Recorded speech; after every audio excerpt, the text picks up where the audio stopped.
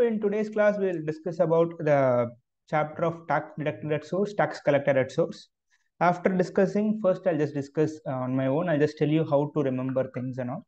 So after that, what we'll do is we'll take a short break. Within that time, I want you to fully revise the chapter. And then as we did yesterday, we'll solve all the problems which I'm expecting, or maybe in each type a single problem and what is expected. So that is the plan for the day. Right. So as far as the chapter of TDS is concerned, maybe you can expect definitely a 1 mark question.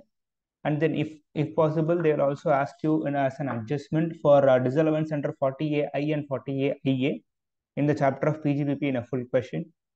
Or this can separately be tested as a standalone question having 4 to 6 marks. In the previous old scheme, it was tested for 8 marks and all. But considering the new scheme, I am expecting somewhere around 4 to 6 marks for sure of this chapter.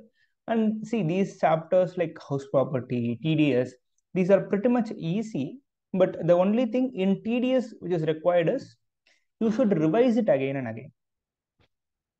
Right. So that is the only point which is expected from you. Just give me a minute. I guess I'm getting something. Okay, so that is the problem. Okay, not an issue. So as far as TDS is concerned, right, the only thing which is expected is a constant revision, right? So how should I remember? Because all the sections will be having 4 parts. Who is the person responsible? What is the rate? What is the amount? And what is the amount on which TDS is to be deducted? If you just see here, in all this, only these 4 things are common in almost all the sections. So what we will do is, we will take what is normal. I'll tell you what is normal. So if there is, assume for example, the rate of TDS at 10% is normal, which is, it is the highest repeated rate. So wherever the rate is 10%, don't read the rate. If 192A has a rate of 10%, don't read 192A rate, don't remember at all. If you do not remember rate, it means it is at 10%. See, 194A, 194B, it is 30%. So you have to remember 194B. As far as rates are concerned, you should remember 194B, 194BB, 194C. See here. 194D, there is a part alone. 194DA, 194E. And then 194W you need not remember. 194F you need to remember. 194G you need to remember. H you need to remember. So like that, for everything, there will be something which is normal, that is, which is repetitive. Don't remember whatever is being repeated again and again in every section, right? So whatever is not repeated, whatever is special in a specific section, that alone we'll remember. All the other things we will not remember. So whatever you don't remember, it means it is normal provisions. Okay, wow. So first, just coming to the basics, the base of TDS is concerned. So TDS is nothing but the full form of TDS is known as tax deducted at source, and it is contained in chapter 17B of the Income Tax Act, right? So what is the reason for TDS is just for 2 things. One is to widen the tax base. Next is collection of taxes at the earliest point. These are 2 important points: widening the tax base and collection of taxes at the earliest point. Number 1, in relation to widening the tax base, how will deducting TDS widen the tax base? See, after deducting the TDS, if you are I presume none of you are into the practical practice of income tax. In that assumption, I'm telling you, if you already know this, please just wait for 2 minutes. Right? So once TDS, assume for example, Karthik is there and CMA Naveen is there, right? So Karthik is rendering some service to Naveen. Okay, Karthik is rendering tax advisory services to Naveen. After Karthik rendering tax advisory services to Naveen, what should Naveen do to Karthik? He should make the payment to me, right? For the services which I provided to him, he should make the payment to me. Whatever is the payment I am receiving is my income, correct? So I'm rendering services to Naveen. Naveen is going to pay me. That payment is my income, right? So what the government says is, see, assume for example, you have to pay 1,000 rupees to Karthik On this 1,000, is Karthik required to pay tax? Yes, he is required to pay tax. What the government says is, Naveen, you are going to make payment to Karthik. He has to make some payment as tax. What you do, you make that payment as tax to me on his account.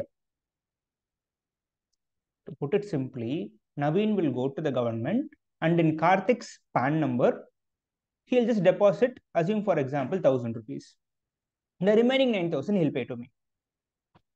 Okay, wow. That 1,000 which has been deducted and paid to the government is known as tax deducted at source. So what is my source of income? My source of income is Naveen. Correct?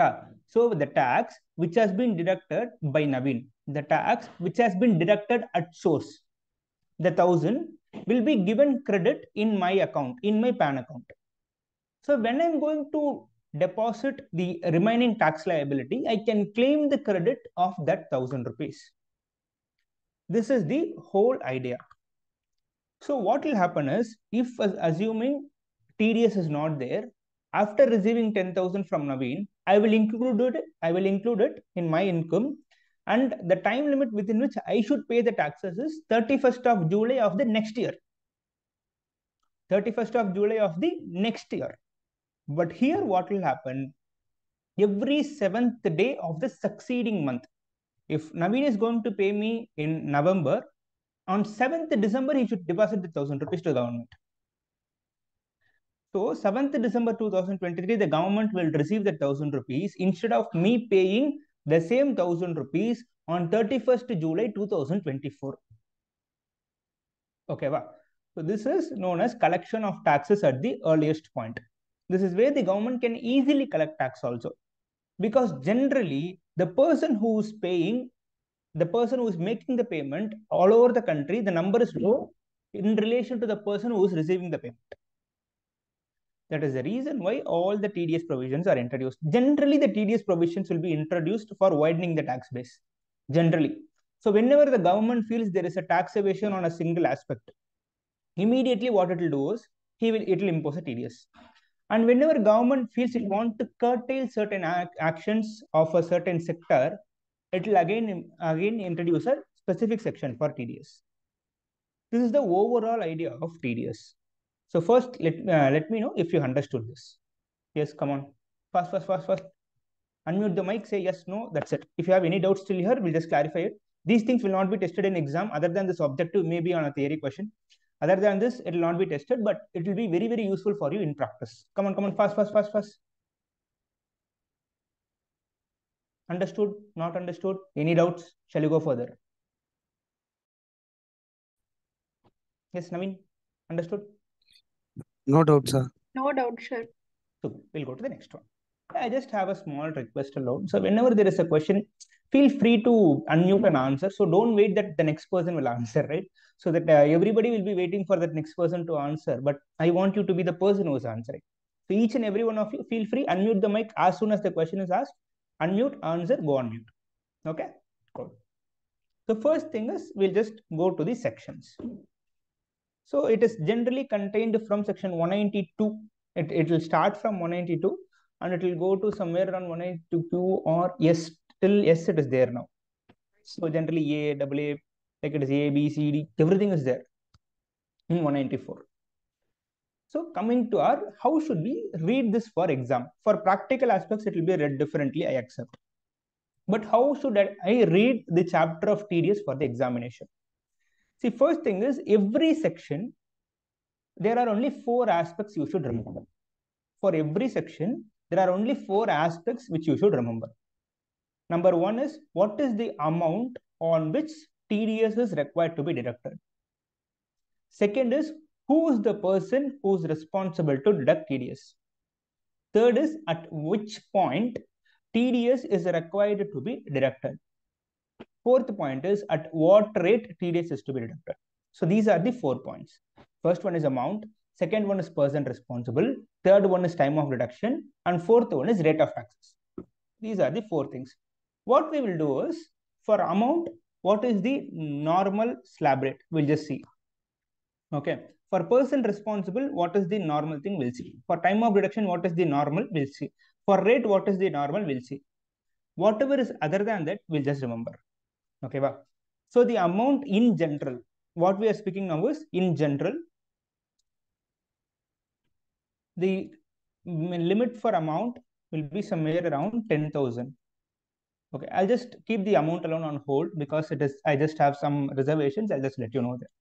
So as far as the person responsible is concerned, the normal section is any person other than individual or HUF, other than individual or HUF, individual or HUF. Okay, any person other than individual or HUF, individual or HUF, or HUF, if turnover exceeds 1 crore or 50 lakhs.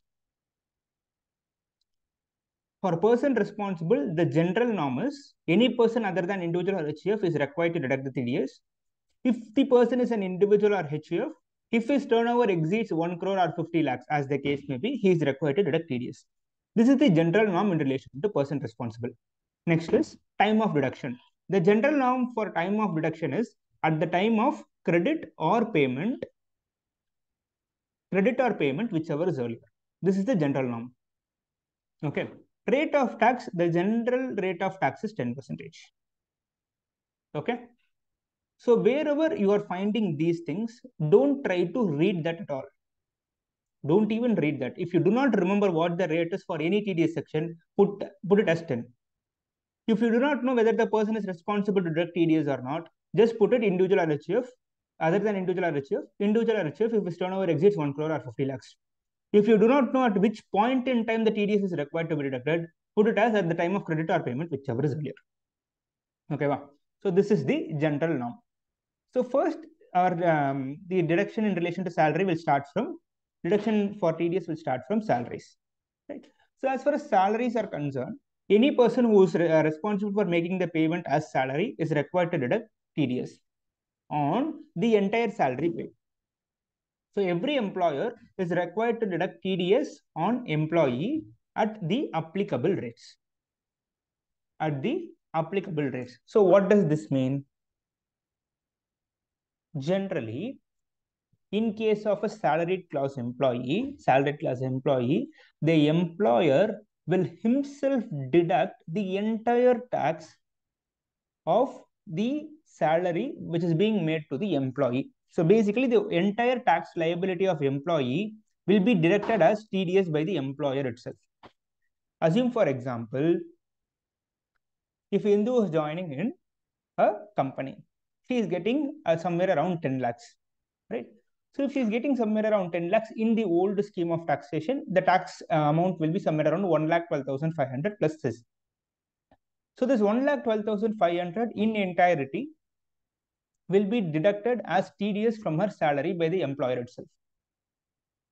So the rate here is the entire tax shall be collected at source itself. The entire tax on the entire salary shall be collected by the employer itself. It shall be deducted by the employer and it shall be remitted in Indu's account to the government. Okay. So the time of deduction. So time of deduction, generally there are three aspects, three subsections. Actually, if you just go and see the section, there will be three things.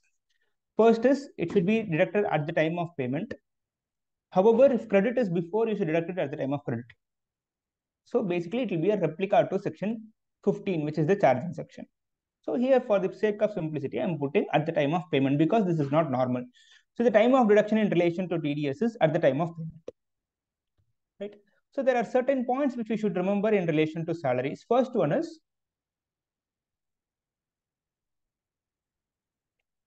so whenever, if at all, assume for example, a person is having two employments in the same year.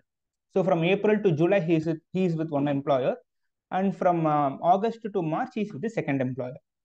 So if he is having two employments, how will the second employer compute the entire tax liability?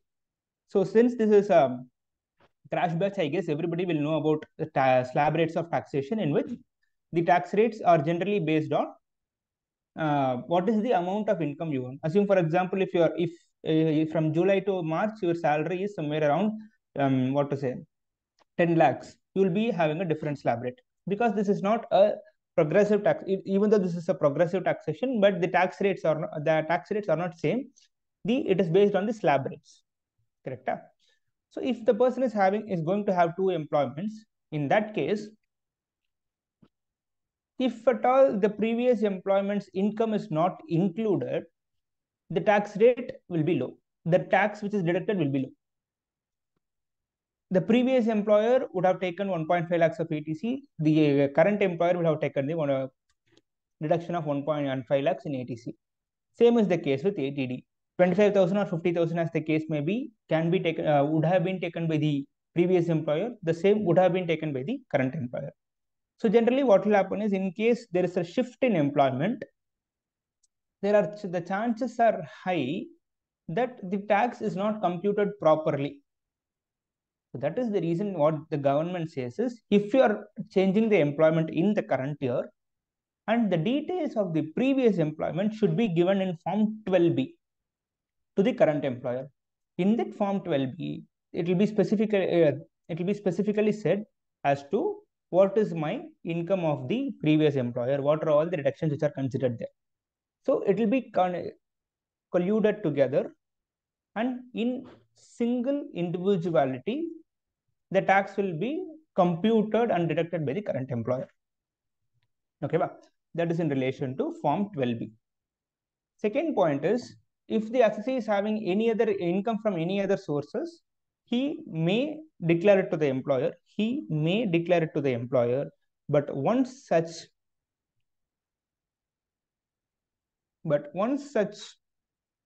income is being declared to the employer, he shall deduct the TDS. The assessee may furnish the details of other employments to the employer, but once the employee furnishes, the employer shall deduct TDS, which basically means if the employee has an option either to disclose or not to disclose the details of his other income. But once he discloses, the employer does not have an option, and he should compulsorily deduct TDS on that also. Right? Third point is, the person who is responsible to verify the claims of deductions and exemptions is the person who is deducting the taxes. Basically, the employer has to check all the deductions of the employee before that has been given effect to. I guess just a minute. I guess Rohan alone was, Rohan is not there. So இப்போ நீ ஒரு employer இருக்கான்னு வச்சுக்கோங்க. Employer வந்து உன்னோட income compute பண்ணும் பொழுது டிடக்ஷன்ஸ்லாம் இருக்கு இல்லையா? ஸோ அந்த டிடக்ஷன்ஸ் எல்லாத்தையுமே அவன் கம்ப்யூட் பண்ணணும். அவன் அது கரெக்டான்னு பார்க்கணும். இப்போ ஏடிசியில் வந்து நீ வந்து எல்ஐசியில் போட்டிருக்கேன்னு 1.5 lakhs நான் ஏடிசி போட்டிருக்கேன் அப்படின்னு நீ கொடுக்குற அப்படின்னா, ஸோ அந்த 1.5 lakhs நீ ஆக்சுவலி பண்ணியிருக்கியா அப்படின்னு பார்க்க வேண்டிய ரெஸ்பான்சிபிலிட்டி யாருதுன்னா எம்ப்ளாயரோட ரெஸ்பான்சிபிலிட்டி. அவன் செக் பண்ணிட்டு அதுக்கப்புறமா தான் அந்த டிடக்ஷனை உன்ட்ட கொடுக்கணும். Right? So the person who is responsible for verifying the correctness of the deduction is the employer himself. Right? So other issues, I don't think it will be relevant now. So with that, section 192 comes to an end. Next is 192A in relation to PF. So whatever PF is chargeable to tax, on that PF amount, TDS is required to be deducted. Rate is normal, 10%. Time of deduction, it is not normal. It is at the time of payment. It is not at the time of credit or payment. Person responsible, any person responsible for making the payment. This is also not normal. Next is the amount is PF chargeable to tax, which is in excess of 50,000. If the PF chargeable to tax is in excess of 50,000, it is required to be subjected to tax. Right? So next is, what is the amount which is chargeable to? What is the amount of PF which is chargeable to tax?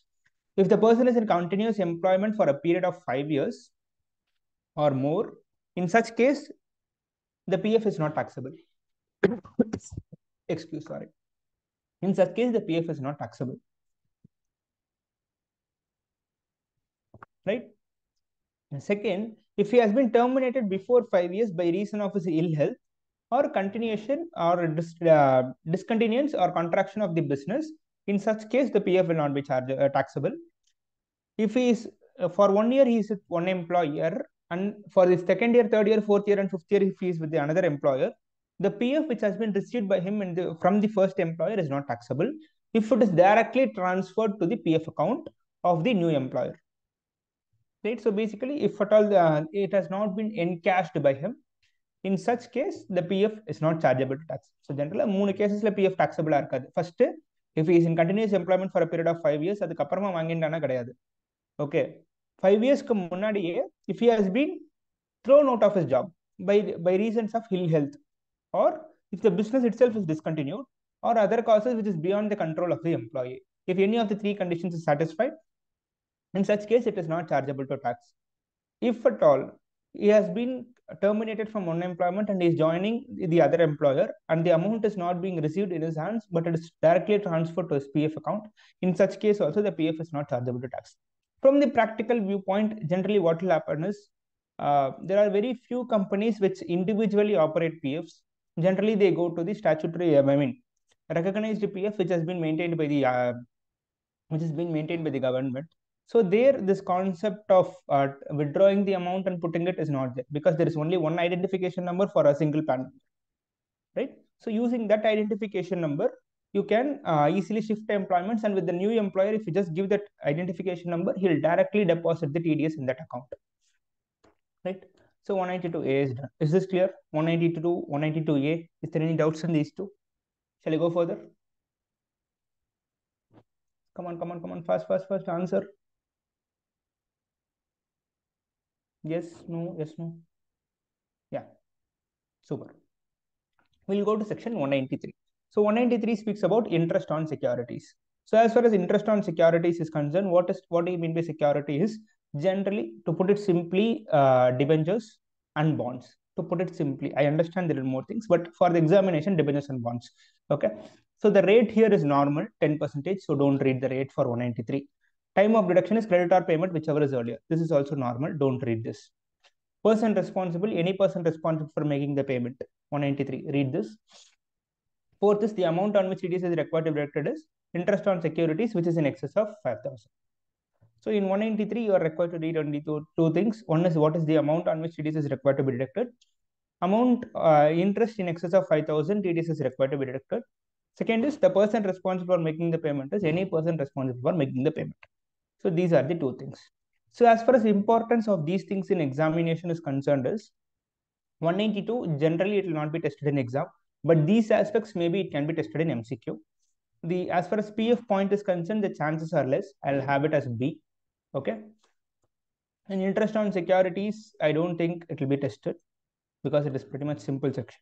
Next is dividends, 194.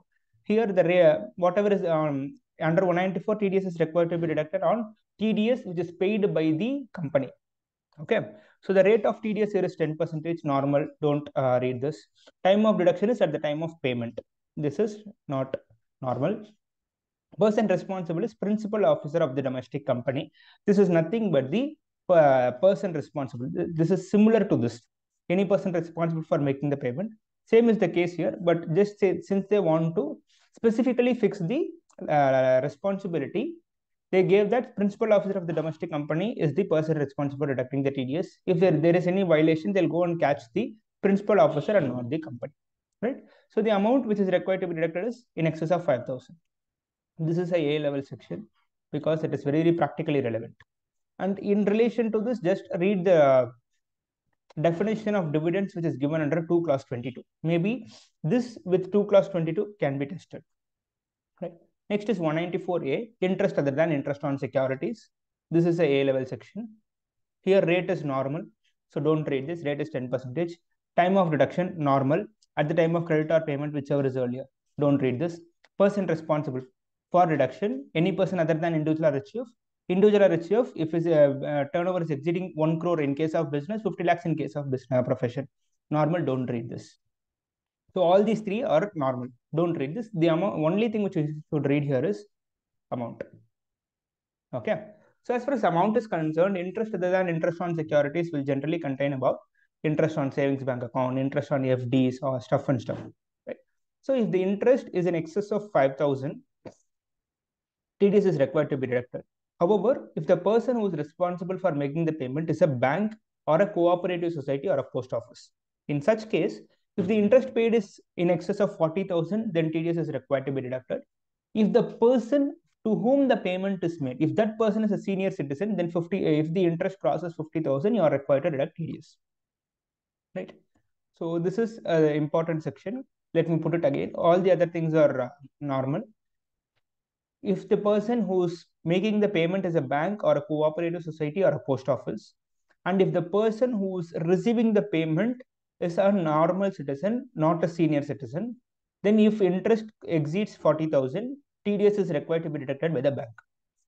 However, if the person who is responsible for making the payment is a bank or a cooperative society or a post office, and the person who is receiving the payment is a senior citizen, and if the amount on which TDS is required to be deducted is, if the amount crosses 50,000, TDS is required to be deducted. In all the other cases, in case of all the other deductors, if the interest which is paid by them is in excess of 5,000, TDS is required to be deducted under section 194A. Clear? There are certain issues which needs to be discussed. First is, how should I compute this 40,000 or 50,000 limit? So assume, for example, there are two things. First is SBI Mylapore. Next is SBI Kanchipuram. Okay. So in SBI Mylapore, I am receiving interest of 25,000.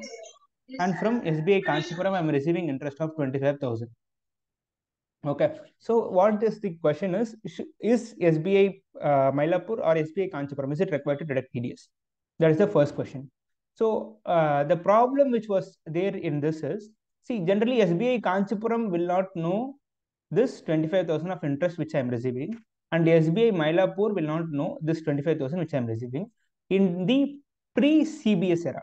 CBS means core banking solutions, right? So basically, if I'm having a bank account with SBI Mylapore, sorry, only it will have the access to my records. Correct? So SBI, it will not have the access to records of SBI Kanchipuram. It cannot take a bus, come to Kanchipuram, check whether I'm having an account. Just imagine at the level of bank for how many customers it has. So that is the reason why the specific issue was there. What has been clarified by the government is, if the bank has not opted for CBS, then whatever is a specific entity, that is a specific branch, you just compute in that specific branch. If it crosses 40,000 or 50,000, as the case may be, deduct TDS. If not, do not deduct TDS. However, if you have implemented CBS, you should have systems in place to check how on a single PAN number, how many accounts are attached, right? And on the basis, you should be easily able to compute whether TDS, the amount crosses 40,000 or 50,000. Right? So in that case, what it has said is, if the bank has opted for CBS, you should take SBI as a single entity. Take SBI as a single entity, and SBI is to check on how many ever branches maybe he is having an account, compute all the, include all the interest. If it crosses 40,000 or 50,000, as the case may be, deduct TDS. If it is not crossing, do not deduct TDS. That is in relation to 40,000 or 50,000 limit. How is it to be computed? The following payments are exempted from 194A. First is interest paid to partner. Next is interest by cooperative society. Next is interest credited or paid in respect of deposits under notified scheme, NSC, in the Indra Vikas Patra, Kisan Vikas Patra, interest on income tax refund.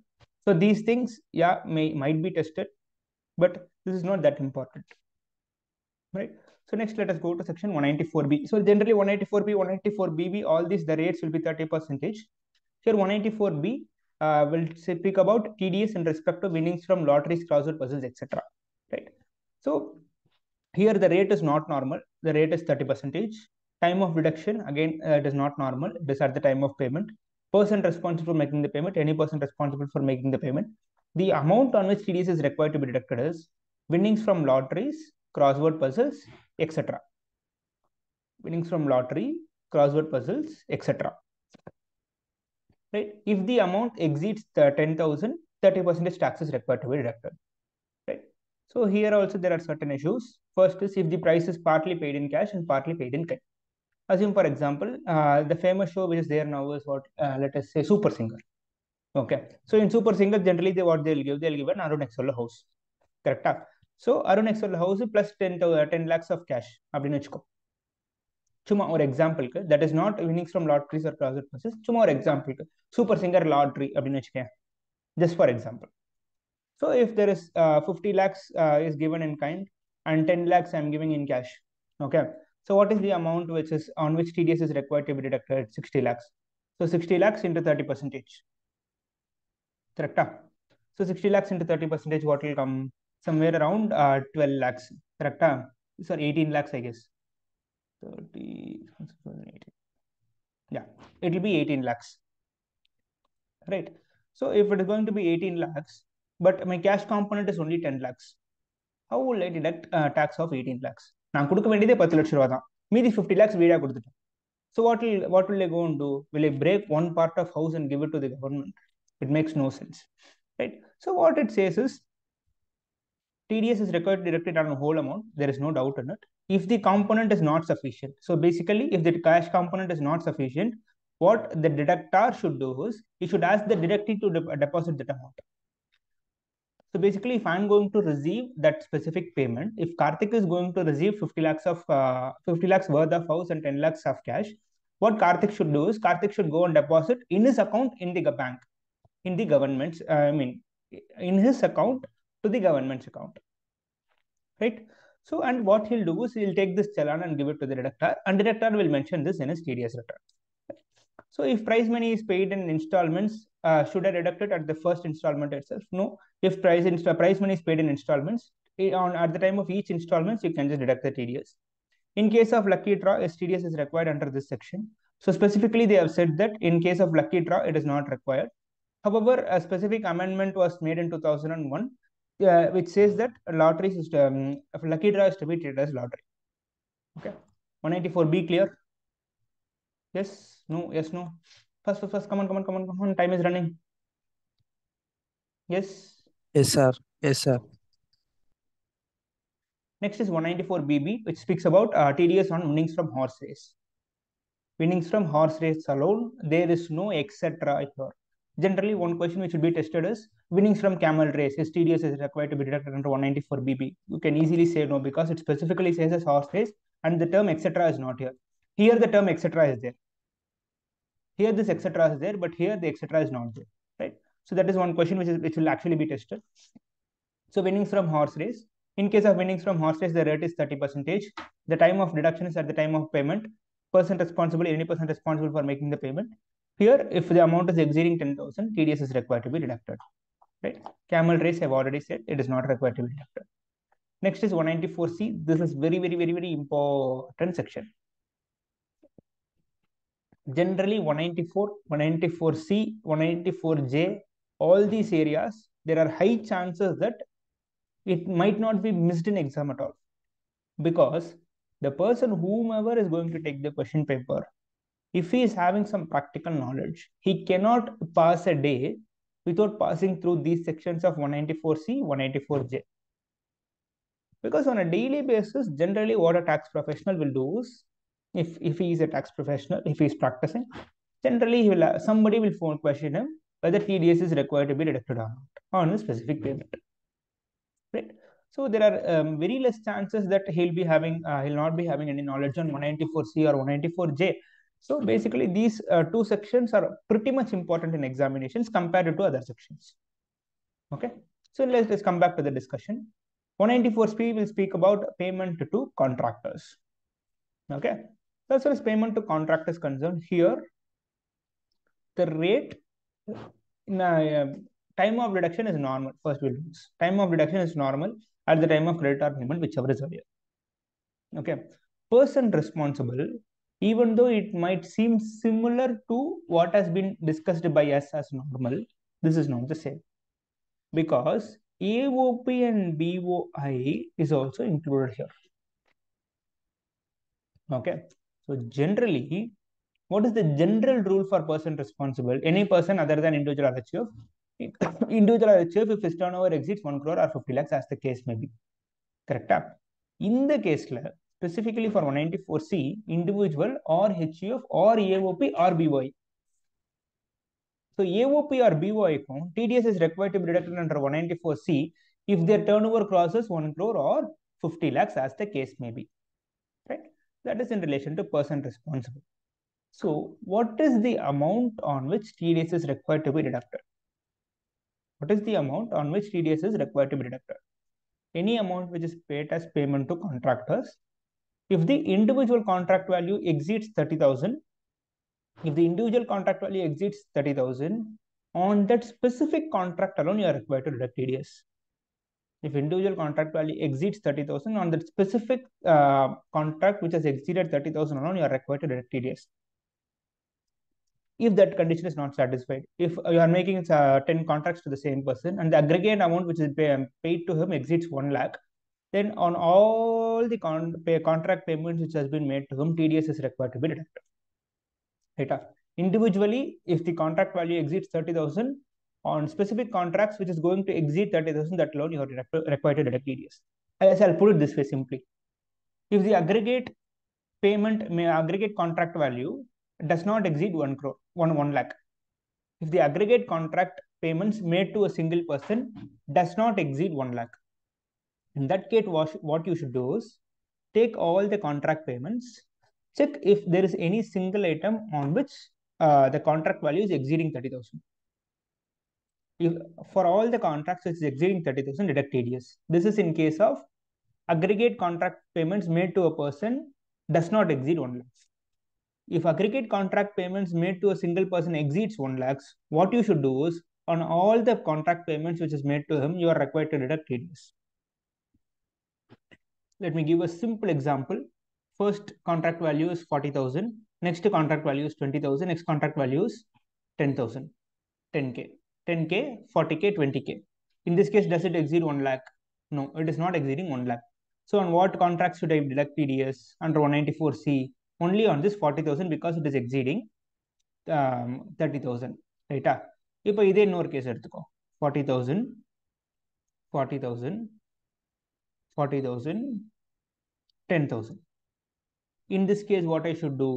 Does the entire contract payments made to a single person exceeds 1 lakh? Yes. For 1.2, 1.3. So what I should do is I should deduct TDS on all these payments. Okay, ba? Now the rate at which TDS is required to be deducted is if the payee, so basically the person who is receiving the payment. If the person who is receiving the payment is individual or HUF, the rate is 1%. If it is any other payee, the rate is 2%. If the person who is receiving the payment, if he is an individual or HUF, the rate is 1%. If it is any person other than individual or HUF, it is 2%. Right? So next is on what is TDS required to be deducted. First, what do you mean by contract? Contract payment. Generally, the term contract is not defined, but the term work is defined. So what the term work says is, work will include advertisement, broadcasting, goods carriage in any mode other than railways, catering, manufacturing, or supplying a product according to the requirement or specification of a customer by using the material purchased from such customer or associate or related person under section 40A2B. This is how work is defined. So any person who is doing a work is known as the contractor, and any payment which is made to a contractor is known as the contract payment. Simply, if I have to say to you, what do you mean by contract? If you are doing my job, that is a contract. If you are doing my job, that is called as a contract. But it should not be a technical service. It should not be covered under 194J. If it is not a professional or technical service, and if you are doing my job, that is called as a contract. Simple. Right? One exception is advertising, because there was a specific case law which says that advertising should not be included in 194C, and they just brought an amendment here. That is the reason why advertising and broadcasting is included.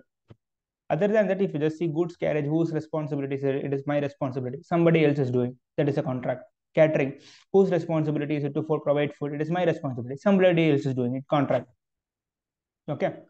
Manufacturing or supplying a product. So first, next, one more thing is, first we'll just discuss this and then come to the last point. So if there is a contract manufacturing which is covered under this section, it says this. What do you mean by contract manufacturing? How many of you here know Foxconn? Who produces Apple phones actually? Who's the person who manufactures the Apple phones in India? Just come on. Let me just pick one. Saraswati. Yeah. Who manufactures Apple phones in India? First. Come on. Are you available? Yes, sir. Yeah. Who manufactures Apple phones in India? Yeah, feel free. If you do not know, just say, sir, I do not know. That is not a problem. I don't know, sir. Not an issue. Someone else? Naveen, Hindu, Niveta, Rupini. Don't know, sir. See, generally, Apple phones are not manufactured by Apple. It is given on contract manufacturing basis. They will say this is the way in which you should manufacture the phone. It is basically called as subcontracting or contract manufacturing. They'll say these are the specifications, these are the materials you should use, this is how you should manufacture. They'll say that and they'll give it to a company. Generally in India, it is being made by Foxconn. It is somewhere near Sriperumbudur, I guess. There is a, what to say, the manufacturing unit is there, right? So Foxconn will manufacture it.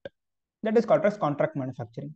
Whose responsibility is it to manufacture? It is the responsibility of Apple. But who is manufacturing it? It is being manufactured by Foxconn, right?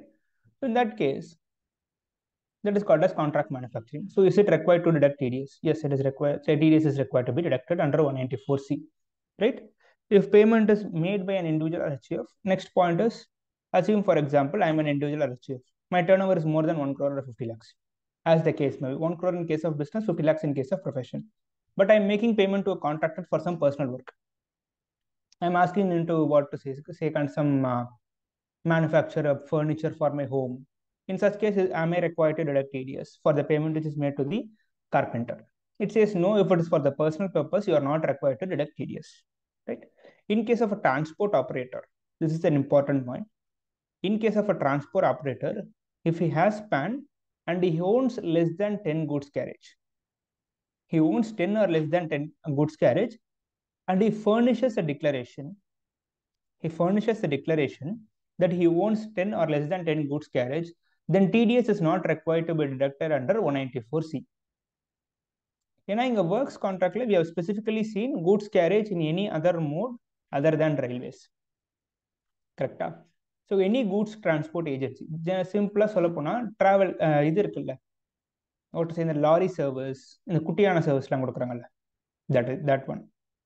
Right? If that person, transport operator, if he is going to have 10 or less than 10 goods carriage, and if he furnishes a declaration, in such case, TDS is not required to be deducted under 194C. So with this, this point is pending. So next point is manufacturing or supplying a product according to the requirement or specification of a customer by using material purchased from such customer or associate or related person under section 48(2)(b). Generally, 48(2)(b) will say who are all the related persons to you, right? So assume, for example, I'm asking you to manufacture this pen. ஓகேவா? இந்த பெண்ணை manufacture பண்ண சொல்றேன், and இதுக்குள்ள இருக்க ink நான் ஸ்பெசிஃபிக்கா கொடுத்துடுறேன், இந்த நிப்பு நான் தனியா கொடுத்துடுறேன். ஓகே, இப்போ இது ஒர்க்கா இல்லையா? இதுதான் question. I'm giving you the ink. I'm giving you the nip. I'm telling you what is the this plastic thing also I'm giving you. எல்லாம் தனித்தனியா கொடுத்துடுறேன், இந்த கேப் தனியா கொடுத்துடுறேன். இதுல மேல இருக்க இந்த இது வாட் டு சே நாப் இருக்குல்ல, இந்த நாப் தனியா கொடுத்துடுறேன். I'm giving all the things separately and I'm asking you to assemble it and give it to me. Is this a contract? Yes.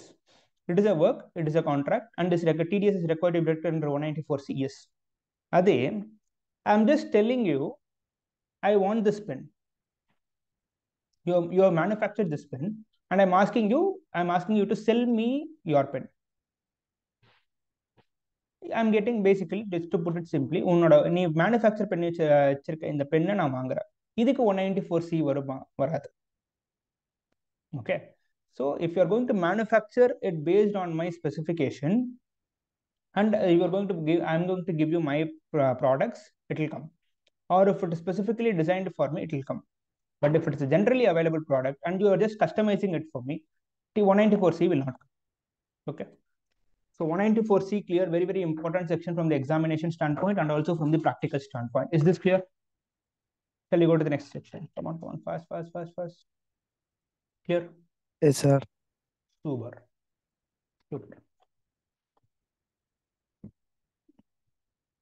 Am I going fast? No, right? I don't think so actually. Yeah.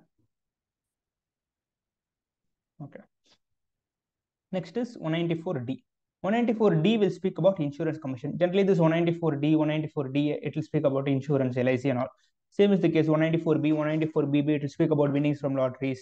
அந்த மாதிரி ஒரு இது இருக்கும். BBB, DDA. So இந்த மாதிரி வந்து similar sections இருக்கும். Right?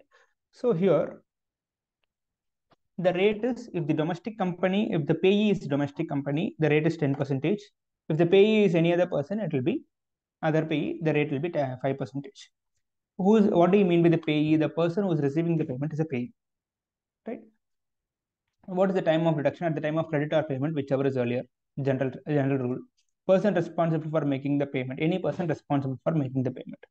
What is the amount on which TDS is required to be deducted under 194D is on the insurance commission which is paid. If it is going to exceed 15,000, if it is going to exceed 15,000, TDS is required to be deducted under 194D. TDS rate of TDS, any other payee 5%. The payee is a domestic company, the rate is 10%. Now, there are not much discussions points on this. I mean, there are no issues on this, but this might be tested in examination. Right. Next is payment in respect of LIC. So whatever is the LIC payout, including bonus, if it is not exempt under 1010D and the payment is more than 1 lakh per annum, TDS is required to be deducted under 194DA. The rate of deduction of TDS is 5%. The time of deduction is at the time of payment. Person responsible, any person responsible for making the payment. The amount on which TDS is required to be deducted is LIC payout. So basically, if the payment on a yearly basis, if it is more than 1 lakh and it is taxable. So what is not taxable? I'll just discuss in iOS. So basically, there is if the policy is taken before 2012, if it is from 2012 to 2013, there is one specific limit. After 2013, there is a specific limit.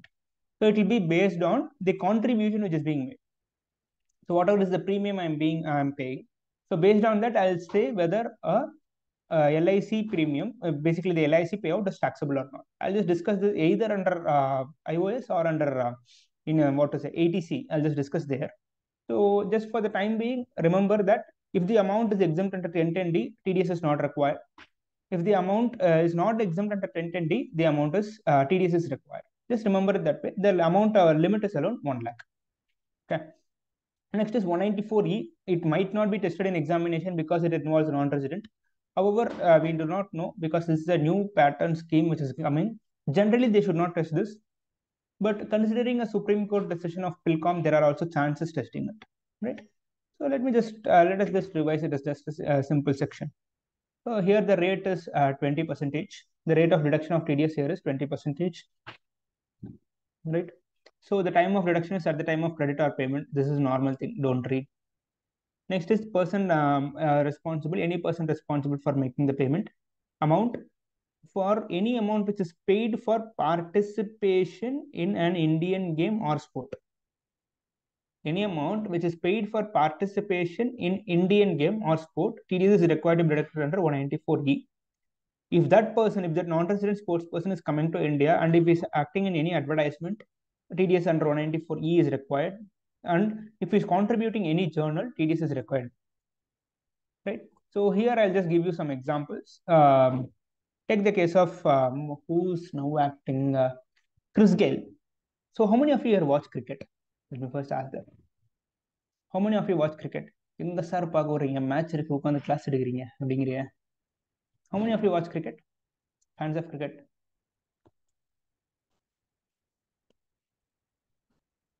Nobody watches cricket? Good class. No one? Yes, 1, 2, not even a single one. Okay, fine, not an issue. So generally, if you just see cricket, right? There is a person called Chris Gale. Even though he's not playing now, I'll take his example. So he's acting in one advertisement. So assuming he is a sports person, he has come to India for this World Cup. And after coming to India, if he acts in that advertisement, then TDS is required to be deducted. Or let us take who's the best player now, who's well known now, Devon Conway. Okay, so we'll take Devon Conway, a person from CSK. So if he's coming to India and if Devon Conway is acting in some advertisement, TDS is required. If Devon Conway is contributing some journal, TDS is required. If he comes and participates in an IPL or sports game, any payment which is made by CSK to Devon Conway, TDS is required under 194G. Clear? Now let us go to next section. So first thing, who are all the, what do you mean by the meaning of the term sports person? It is said that the match referees or umpires, if they are coming out from outside India to India, if he is a sports person, it is specifically said that it is not a sports person, but there is a specific amendment made. Next is section 194E. This is not a very, very important section, right? The rate is 10%. Just for the sake of completeness, I'm teaching this. I don't think this will be tested in examination. Okay? So the rate is 10%. If it is paid to legal hire, TDS is not required. So 80 CCA is not applicable after 92, 93. So these sections are not available now itself. So it is not going to make any sense. But since it is given in the book, I'm just discussing.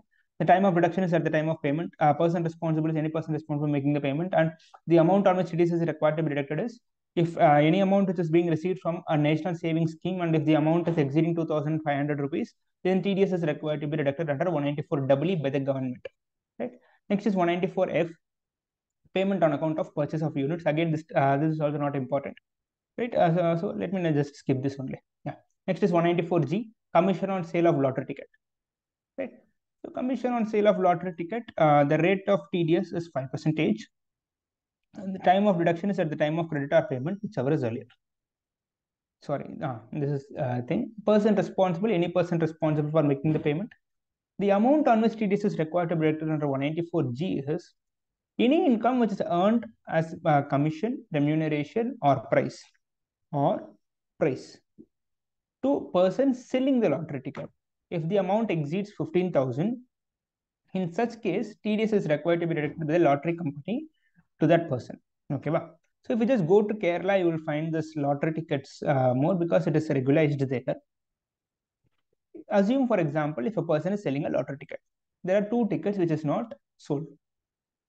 And fortunately or unfortunately, the ticket which is not sold has won the lottery.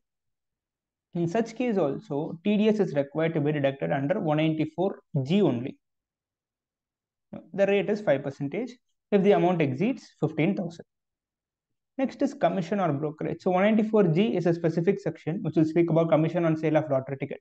194H is a common section for any commission or brokerage for that matter. For any commission or brokerage. Right? So here the rate is again 5%. Next, time of reduction at the time of credit or payment, whichever is earlier. Person responsible for payment, a person responsible, any person responsible for making the payment. Yeah, Niveda, as far as lottery ticket banned in Tamil Nadu, yeah, I'll put it that way. Lottery tickets, generally it is not sold. It is not legal, but I cannot say it is not, what is it? Yeah, it is like you cannot sell a lottery ticket. I'll just put it, just give me a minute. Yeah. So as far as 194H is concerned, for any income by way of brokerage or commission, TDS is required to be deducted. It's a person responsible for making the payment. It is any person responsible for making the payment other than, what to say? Just give me a minute. I'll take the pen. Yeah. Person responsible, any person other than individual RHF, individual RHF, if it's the turnover process for 1 lakh 50 crores or 1 crore or 50 lakhs, as the case may be. So TDS is required to be deducted under 194H for any income by way of commission or brokerage. What do you mean by commission or brokerage? Whatever payment which is received or receivable directly or indirectly by person acting, this is the important words, person acting on behalf of other persons for services rendered or for any services in the course of buying or selling of goods or in relation to a transaction to any asset, valuable article or thing or not being a security. So if you are going to be a mediator in sale of securities, the amount which you receive is not a commission. Okay, so basically, assume for example, if Karthik is there, Naveen is there, Indu is there. Okay, so Indu produces rice. Rice vanda. So okay, take the case of this pen. Indu produces this pen. Karthik does not know Indu. Naveen knows Indu. So what Naveen will do is, Naveen will know Karthik who wants to purchase this pen. Naveen will also know Indu wants to sell this pen. What Naveen will do is, Naveen will go and say, Indu, I know who is the person who will buy this. Are you willing to sell? He'll come to Karthik and he'll ask me, Karthik, I know a person who's selling this pen. I know you want it. Do you want to buy it? Okay. So whatever, I'll pay some commission to him for the services which he's rendering. You might pay some commission to him. So whatever amount is being received by Naveen is commission. Simple application. Okay. Now in this backdrop, you just read payment received by a person acting on behalf of other person. So what does Naveen do? Naveen comes and sells me the pen of Hindu. Is he acting on behalf of the other person? Yes. For services rendered, this is not in relation to service rendered, or for any service in the course of buying or selling of goods. So what does Naveen do? He's in middle on behalf of other person. For me, he is selling the goods. For Hindu, he is buying the goods. That is his definition. So for any mediator, if he is receiving any amount, that is called as commission under 194H. Okay, wow. So there are few points which were a controversy. I don't think this will be tested in exams, but just know this. First thing is, in case of a cards or a recharge coupons or others, which is given at a value which is lower than the MRP, is it to be treated as commission? So there are different views. The Bombay High Court, Guwahati High Court, and Calcutta High Court said that yes, this is a commission. However, the Karnataka High Court in the case of Bharati Airtel said no, this is a principal to principal transaction. However, Supreme Court said that in case of Singapore Airlines, yes, this is a commission in a different case actually. In case of airlines, so this might not be tested. And what they said is, for BSNL and MTNL, you need not deduct. Just உனக்கு இதில் controversy என்ன அப்படின்னா, இப்போ நீ போயிட்டு ஒரு assume for example you are going to shop to get a recharge coupon. Recharge coupon 10 rupees coupon நீ வாங்குறேன்னு வச்சுக்கோ. 10 rupees கூப்பனை யார்கிட்ட இருந்து வாங்குவேன்? இந்த ஷாப் ஓனர்கிட்ட இருந்து வாங்குவேன். அந்த ஷாப் ஓனர் வந்து for how much money should he have purchased? 9 rupees. கரெக்டா? ஸோ இப்போ இந்த 10 minus 9, இந்த 1 rupee வந்து should it be treated as commission அப்படின்றத இஷ்யூவா இருந்துச்சு. ஸோ ஜென்ரலி 3 ஹைகோர்ட் வந்து இல்லை அப்படின்னு சொல்லிட்டு இருந்தது. ஐ மீன் 3 ஹைகோர்ட் வந்து as this is a commission சொல்லிட்டு இருந்தது. கர்நாடகா ஹைகோர்ட் மட்டும் இல்லை this is not a commission அப்படின்னு சொல்லிட்டு இருந்தது. Supreme court in a different case it said that it is a commission in a different context also. In the airlines case, it said that it is a commission, but for this specifically, it is not said.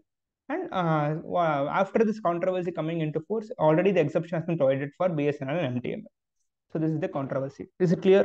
Shall we go to the next one? Yes, sir. Just give me a minute. I'll just have water alone and come. Just give me a couple of minutes around. Sorry.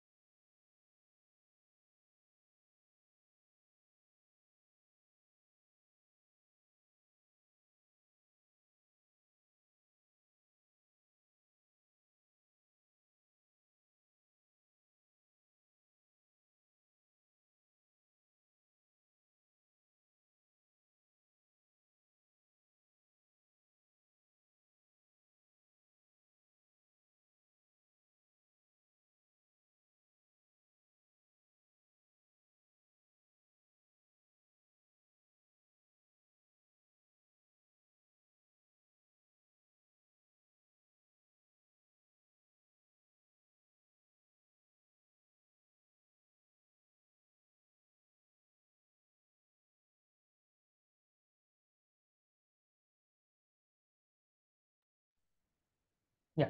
Shall we continue? Clear till here? Yes. Yes, sir.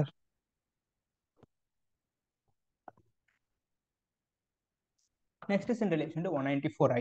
194I speaks about TDS in relation to rent. Okay, so as far as rent is concerned, the rates here we are having two rates. If the rent is for any machinery or plant or equipment, the rate of TDS is 2%. If it is a buildings or lands or furnitures and fittings, the rate is 10%. Right? So there are only two rates. One is in relation to land or building or furnitures and fittings. The rate is 10% normal. For machinery or plant and equipment, the rate is 2%. The time of deduction is at the time of credit or payment, whichever is earlier. So this is normal, right? Next is any person responsible for making the payment. Any person responsible for making the payment, like other than individual or HUF.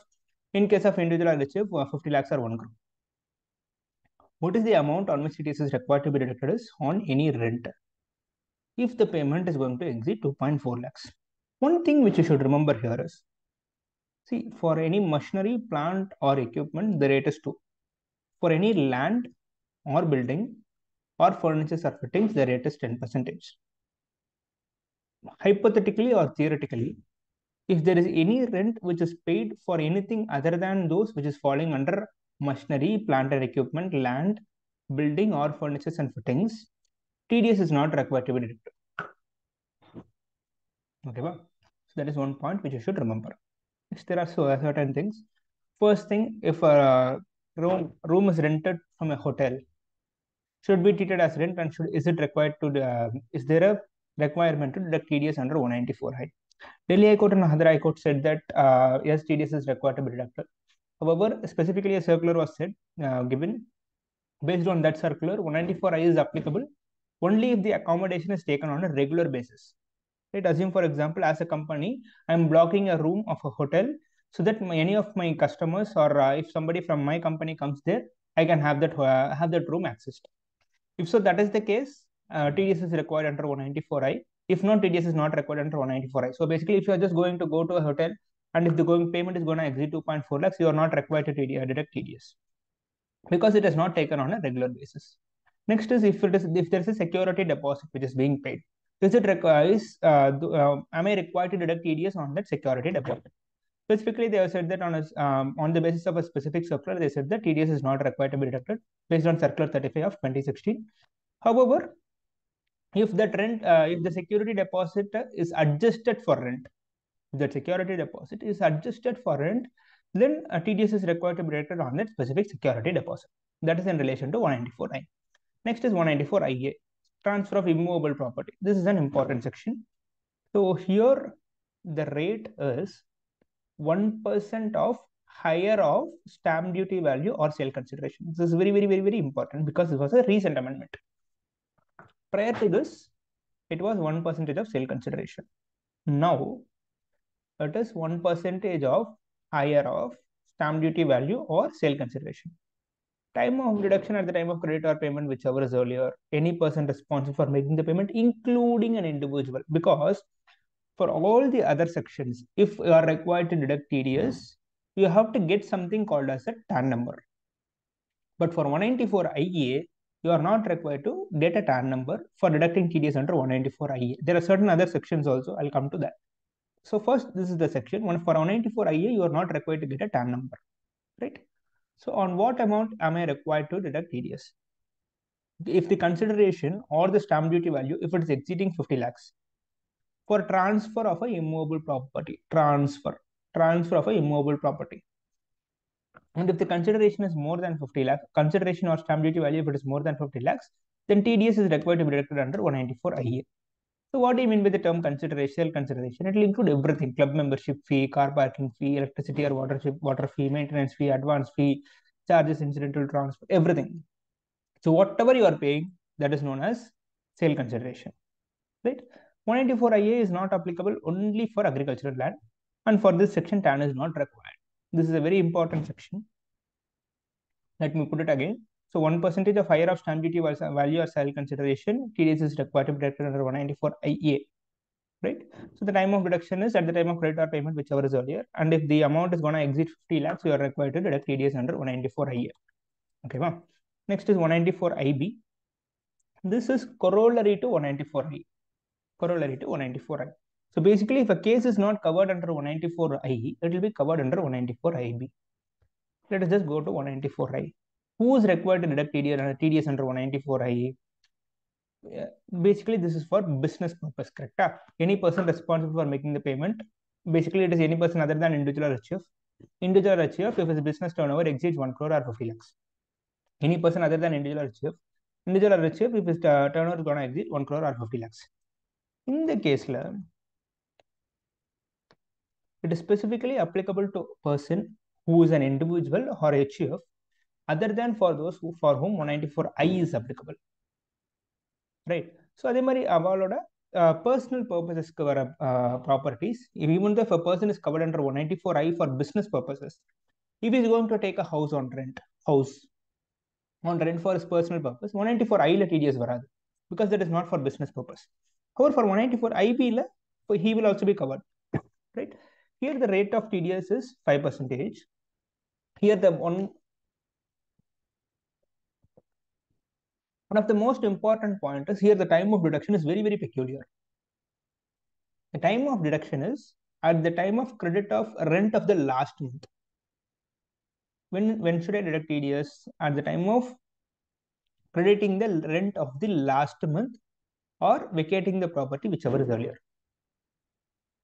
At the time of credit of rent for the last month or while vacating the property, whichever is earlier. When should I deduct TDS under 194IB? If my rent is exceeding 50,000 for land or building on both. Clear? Right? So next we'll go to 194IC. This is not that important. This is in relation to JDA. Wait, so any person who is entering into a JDA, TDS is required to be deducted at the rate of 10% at the time of credit or payment, whichever is earlier. Person responsible, any person.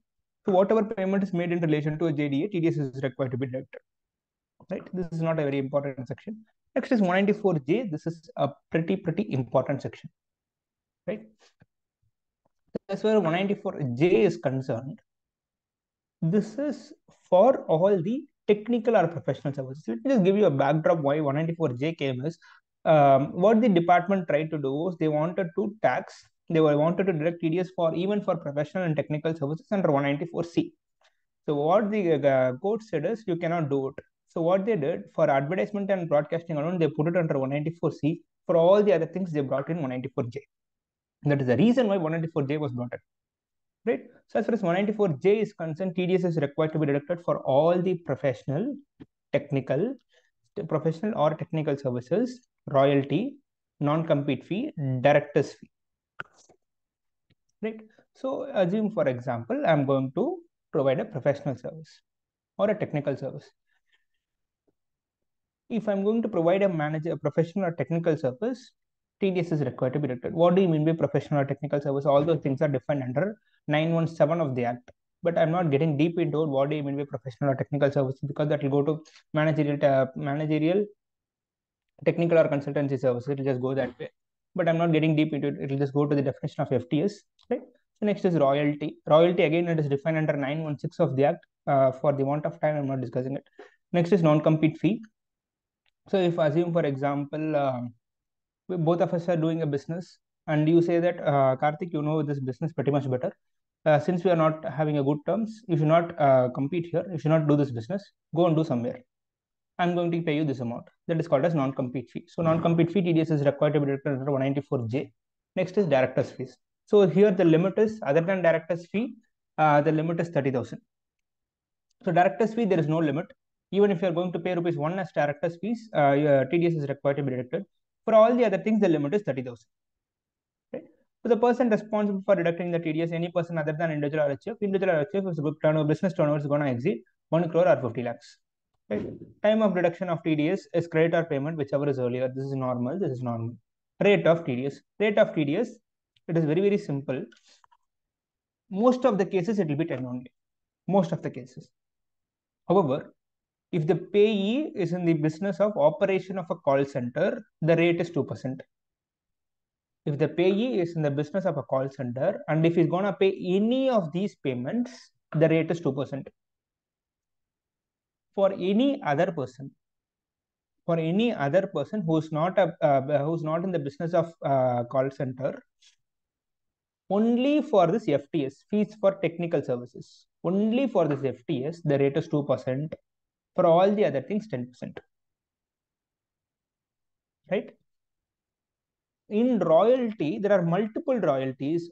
For that, there is one simple thing. One aspect of royalty is royalty for film. For royalty for film alone, the rate is 2%.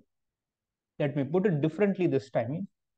The rate for professional royalty, other professional services, royalty other than film, Non-compete fee, director's fee, rate is 10%.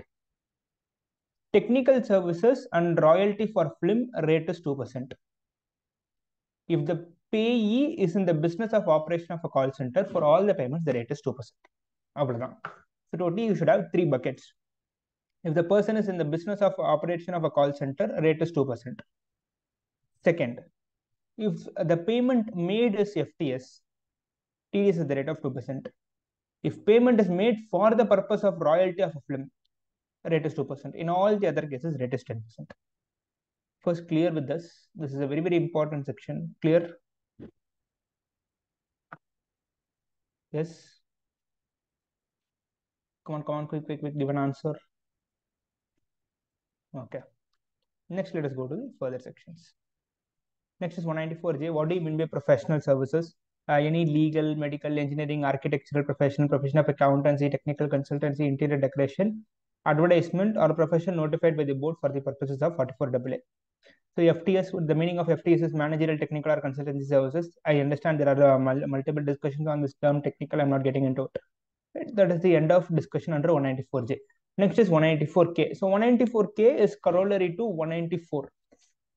194 TDS is required for dividend on shares. Correct? 194K for any dividend which is in respect of mutual funds units, TDS is required to be deducted under 194K. Here the rate is 10% normal. Time of deduction, credit or payment, whichever is earlier, normal. Person responsible, any person. Amount, income in respect of units other than capital gains. If it is more than 5,000, TDS is required to be deducted under 194K. This is a B level section. I won't say yes, I won't say no. It's a B level section. Next is compensation for acquisition of an immovable property. This is a C level section. Here the rate is 10% at the time of payment. Any person responsible for making the payment. Compensation or enhanced compensation or compulsory acquisition. So whenever your land is compulsorily acquired by the government, and if it is more than 2.5 lakhs, TDS is required to be deducted if the land is not an agricultural land. Next is 194M. This is an important section. So payment of certain sums by individual or HUF. This is 194C, 194H, அது எல்லாத்தினுடைய individual or HUF version. So 194IB is nothing but the personal version of 194I. Correct? So இது வந்து 194C, 194J, 194H, all of those put together, the personal version is this. 194C, 194J, 194H, all those are for the business purpose. This is if it is for the personal purpose. If a person is going to make a payment for carrying out any work, 194C, any commission, 194H, professional service, 194J. So in the moon section, TDS is required to be deducted if it is made for business purpose. Right? If it is made for professional purpose, I mean personal purpose, TDS is required to be deducted under 194M. Okay. So here, if the amount is more than 50 lakhs, if any payment is made for carrying out any work, commission, or if fees for professional services, and if it is more than 50 lakhs, TDS at the rate of 5% is required to be deducted. Time of deduction is at the time of credit or payment, whichever is earlier. The person who is responsible for making the payment is individual or HUF who is not required to deduct TDS under 194CHJ. Okay, so this is a corollary of 194CHJ. So எப்படி 194IB வந்து 194I ஓட corollary personal version. 194M is nothing but the personal version of 194C, 194H, and 194J. Next is 194N. This is an important section because it was introduced recently. Here, if at all you are going to withdraw cash from the bank, and if it is more than 1 crore, TDS is required to be deducted at the rate of 2%. If you are a defaulter, if you are going to withdraw more than 20 lakhs, you are required to TDS will be deducted. Who is the person responsible for making the deduction of TDS? Banking company, cooperative society, or a post office. Banking company, cooperative society, or a post office. Right? So the time of deduction is at the time of payment. Time of deduction is at the time of payment. Again, this is not normal. Everything in this will be abnormal only. So the amount is, if you are going to withdraw any amount from bank which is more than 1 crore, TDS is required to be deducted at the rate of 2% by a banking company, cooperative society, or post office. இந்த மூணு list நம்ம already இங்கே ஒரு இடத்துல பார்த்தோம். It was under 194. 94 இல்ல 184 interest other than interest on securities. We just saw that. In case of a banking company, cooperative society, or a post office, if they're going to pay you interest, their amount will be enhanced to 40,000 or 50,000. அதே மாதிரி தான் இங்க, if the person who's making the payment is a banking company, cooperative society, or a post office, and if you are going to withdraw more than 1 crore from them, TDS will be deducted at 2%. However, if you have not filed the ITRs for the 3 preceding assessment years, for which the time limit is already expired, if you have not filed ITR for 3 assessment year and time limit under 139.1, so basically 139.1 na 31st of July, general simple vechko. Okay, so I just wanted to ask you a question. So what is the assessment year which is going to be tested for you in the exam? What is the AY which is for you, for which you are going to write the exam? Yes, 23-24. is it not 22-23? Is it 23-24? Yeah, but I'm just confused here.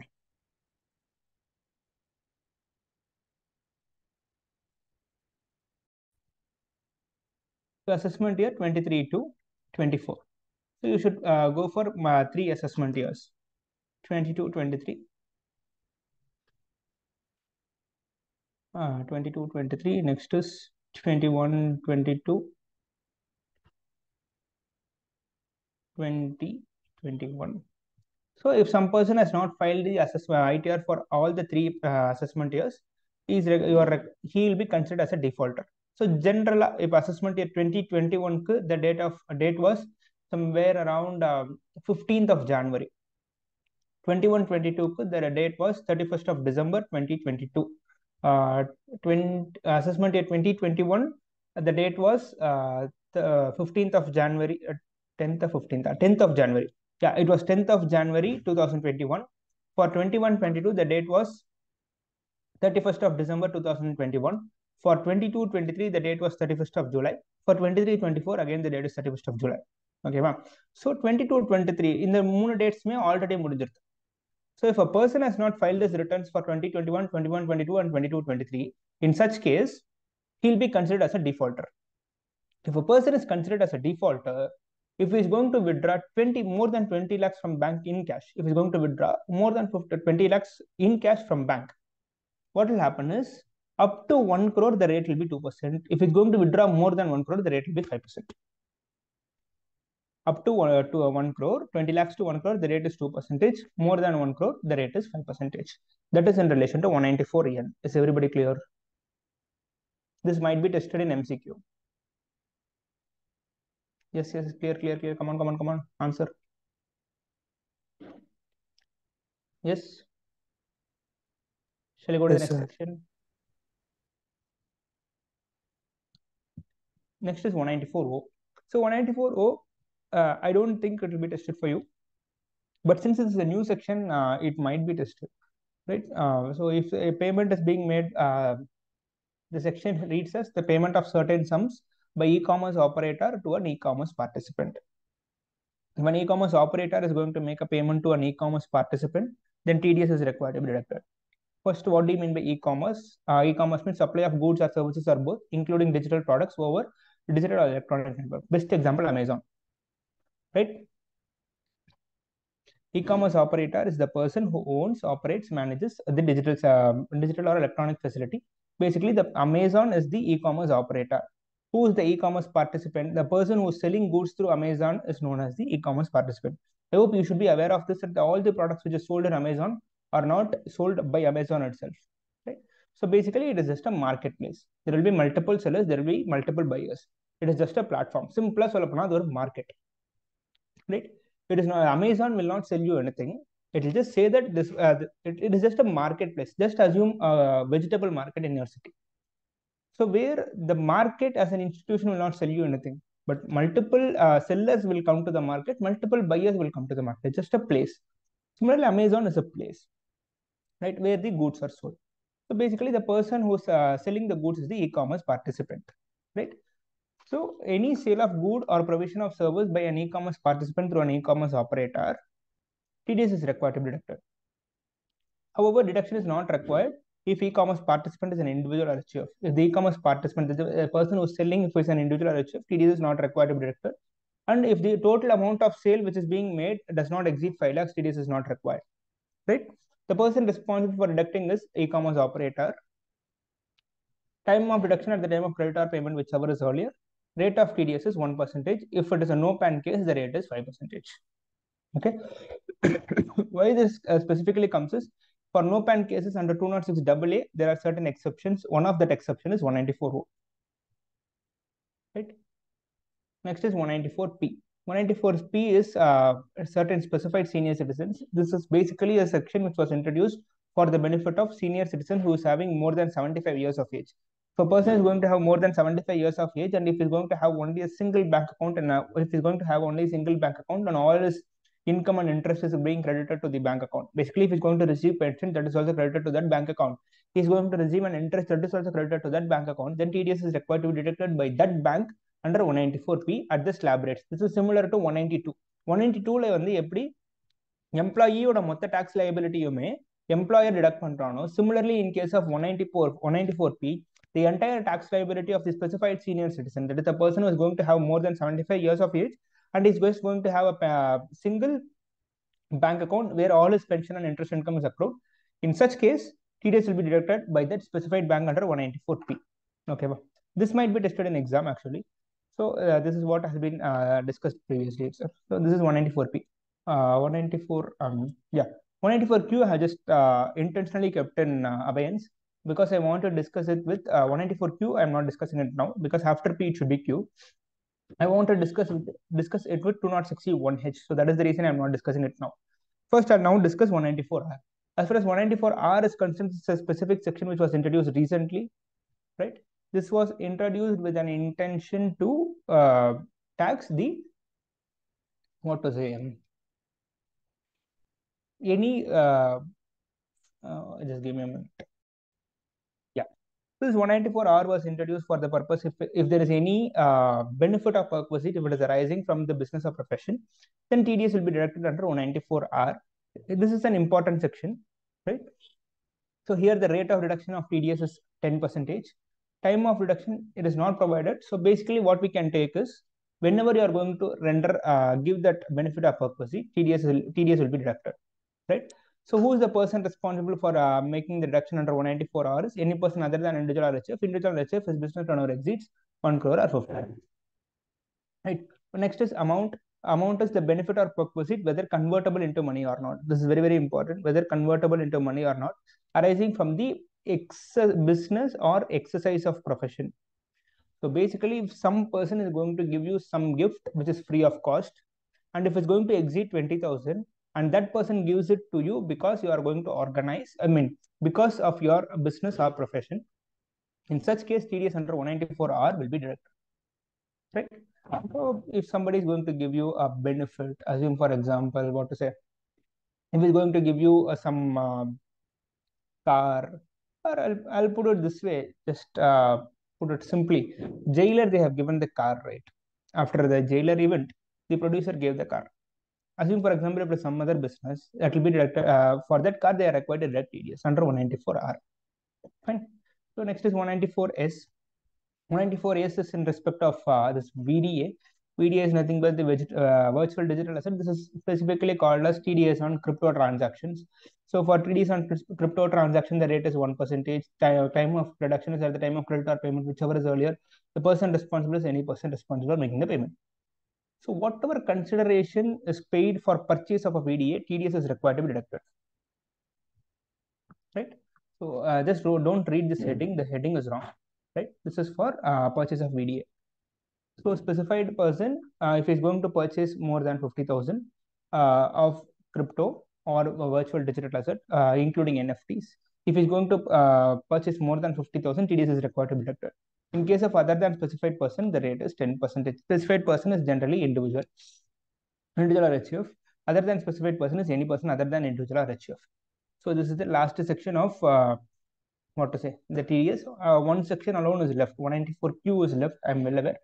I'll just discuss that with the provisions of TCS. So this is the first part of TDS comes to an end here. So assuming that there are no doubts in TDS provisions, now let us go for TCS provision. So TDS நம்ம பார்க்கறச்சே we have seen that the person who is required to make the payment, should deduct and pay. Correct? இங்க the person who is required to receive the payment is required to collect and pay. அப்படியே opposite. So TDS if நீ என்ன பண்ணுவ, if there is a buyer, there is a seller. Correct? So what will happen? The buyer should make the payment to the seller. Correct? So if 100 is the total value, buyer will deduct 10 rupees and he'll give 90 rupees to the seller. This is for TDS. Same case, buyer, I'll just go for a white screen. There is white screen.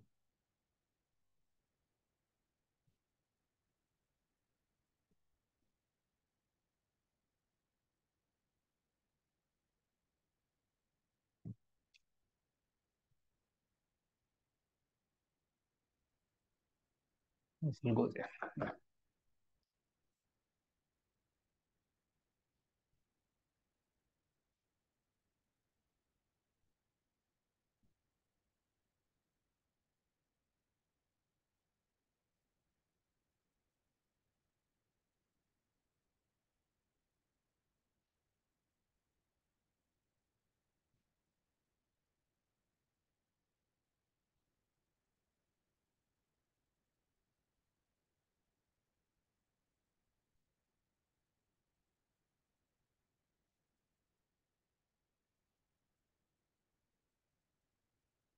Yeah. So assume there is a buyer. So buyer to seller, transaction value is 100 rupees. What will buyer do? He will deduct 10 and pay 90 to seller.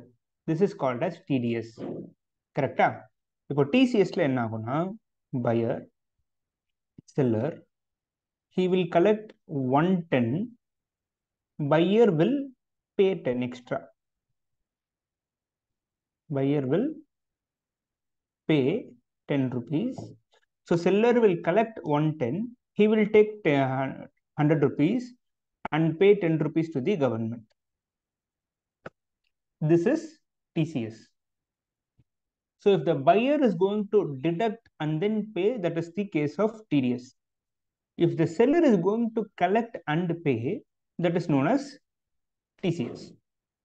புரியுதா? First, is this understanding clear? Yes? Yes, sir. So this is the difference between TDS and TCS.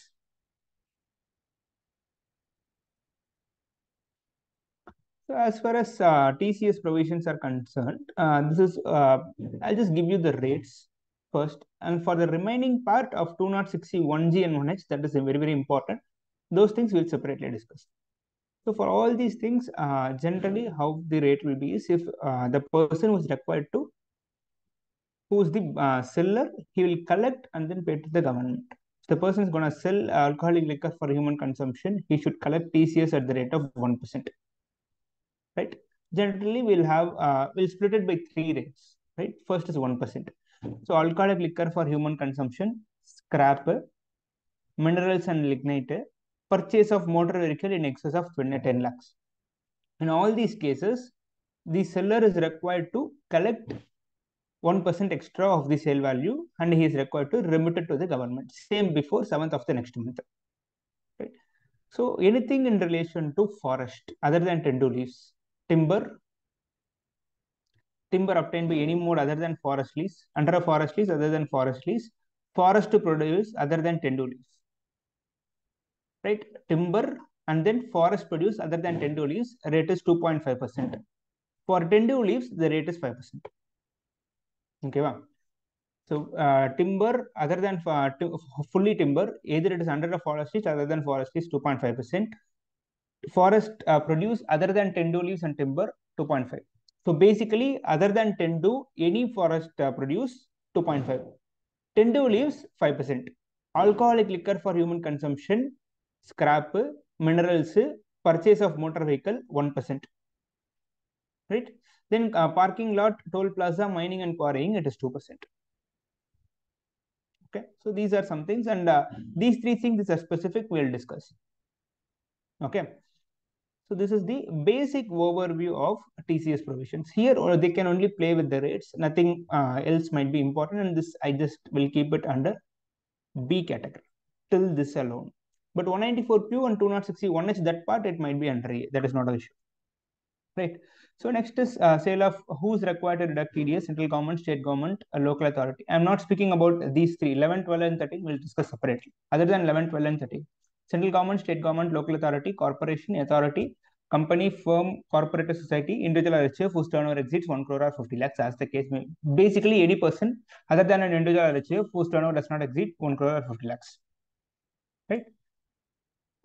So now we'll go for 2061H. This is a very, very important section. 2061H and 194Q both are corollary sections.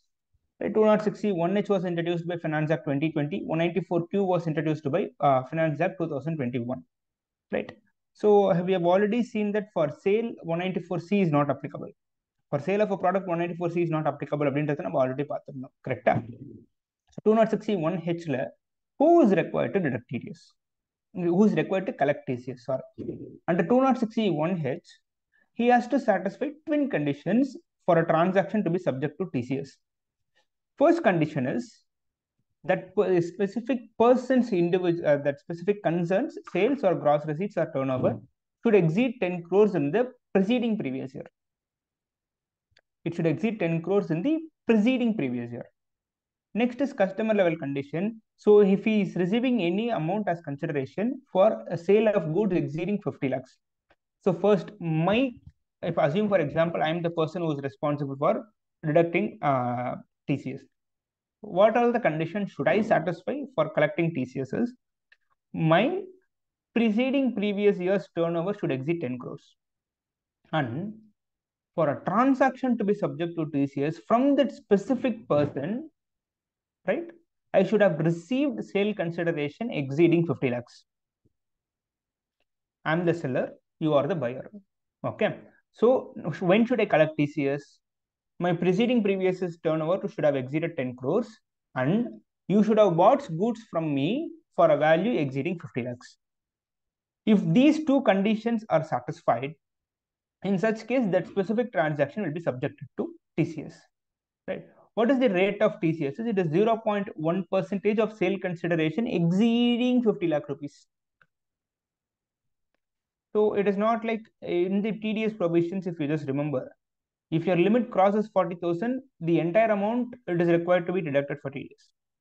In any case, if the threshold limit is crossed, the entire amount is subjected to TDS, but only in case of 2061H and 194Q. If the sale consideration exceeding 50 lakhs, only on the amount which is exceeding 50 lakhs, that amount alone is subjected to TCS. Right? So here the time of deduction is at the time of receipt of payment. It is applicable from 1st October 2020. This is not relevant for you because the year is already crossed. Next is 194Q. Why 2061H and 194Q should be read together is this similar provisions to 2061H is also available in 194Q. Right? So what will happen is if 194Q is not applicable for a specific transaction, then 2061H will be applicable for the same transaction. So what will happen is 194Q is TDS, as you know, because 194 series it is fully in TDS, 206C series is fully in TCS. If 194Q, if the buyer is not required to deduct the TDS, under 206C1H, the seller will collect TCS. If the buyer is not required to deduct TDS on the same transaction, seller should check whether it is subjected to TCS. Okay. So first here also threshold limit same 50 lakhs. rate 0.1% exceeding 50 lakhs. All those things are same, right? Here, one more point is there. You just saw that the point of deduction of taxes at the time of payment, receipt. Here it is at the time of credit or payment, whichever is earlier, and the recipient should be resident, right? So all the other conditions are same. For 206C 1H to be applicable, entity level condition, customer level condition இருக்கு இல்லையா, அதே தான் உனக்கு 194Q Buyer means a person whose total sales, gross receipts, or turnover from business carried on by him exceeds 10 crore rupees. ஓகேவா? So அங்கேக்கும் இங்கேக்கும் உனக்கு ஒரே ஒரு எப்போ உனக்கு 206C 1H applicable ஆகிற ஒரே ஒரு கேஸ் எங்க இருக்கும் அப்படின்னா, the buyer's turnover should not have exceeded 10 crores, but he should have bought goods from you for a value exceeding 50 lakhs. If the buyer's preceding previous year turnover does not exceed 10 crores and he has bought goods from you for a value exceeding 50 lakhs அப்படின்ற ஒரே ஒரு கேஸ்ல மட்டும்தான் 206C 1H is applicable. In all the other cases, 206C 1H is not applicable and only 194Q is applicable. Right? So now, what is the important section of 194Q and 206C 1H? 194Q is the important section. But only one case 206C 1H will be applicable. Practically, that is the only one case which is applicable. Is the buyer's turnover should not have exceeded 10 crores, but he should have bought goods from you for a value exceeding 50 lakhs. அந்த கேஸ்ல மட்டும்தான் உனக்கு 206C 1H applicable இருக்கும். In all the other cases, only 194Q is applicable. Okay. So what does 194Q say? Who is required to deduct tax? Buyer is required to deduct tax. Who is a buyer? His total sales, gross receipts, or turnover from business carried on by him exceed 10 crore rupees. Right? So the total sales, gross receipts, or turnover அப்படின்னா என்ன அப்படிங்கறத இங்க define பண்ணிருப்பாங்க. These are very complicated discussions. I'm not getting deep into it now. So simply, I'll just put it this way: whatever is the sales which you are recording as per the regular accounting regularly employed by the SSC, method of accounting regularly employed by the SSC. If you are going for cash basis of accounting, whatever you are putting it in your sales of P&L, that is to be taken as turnover, sales, or gross receipts.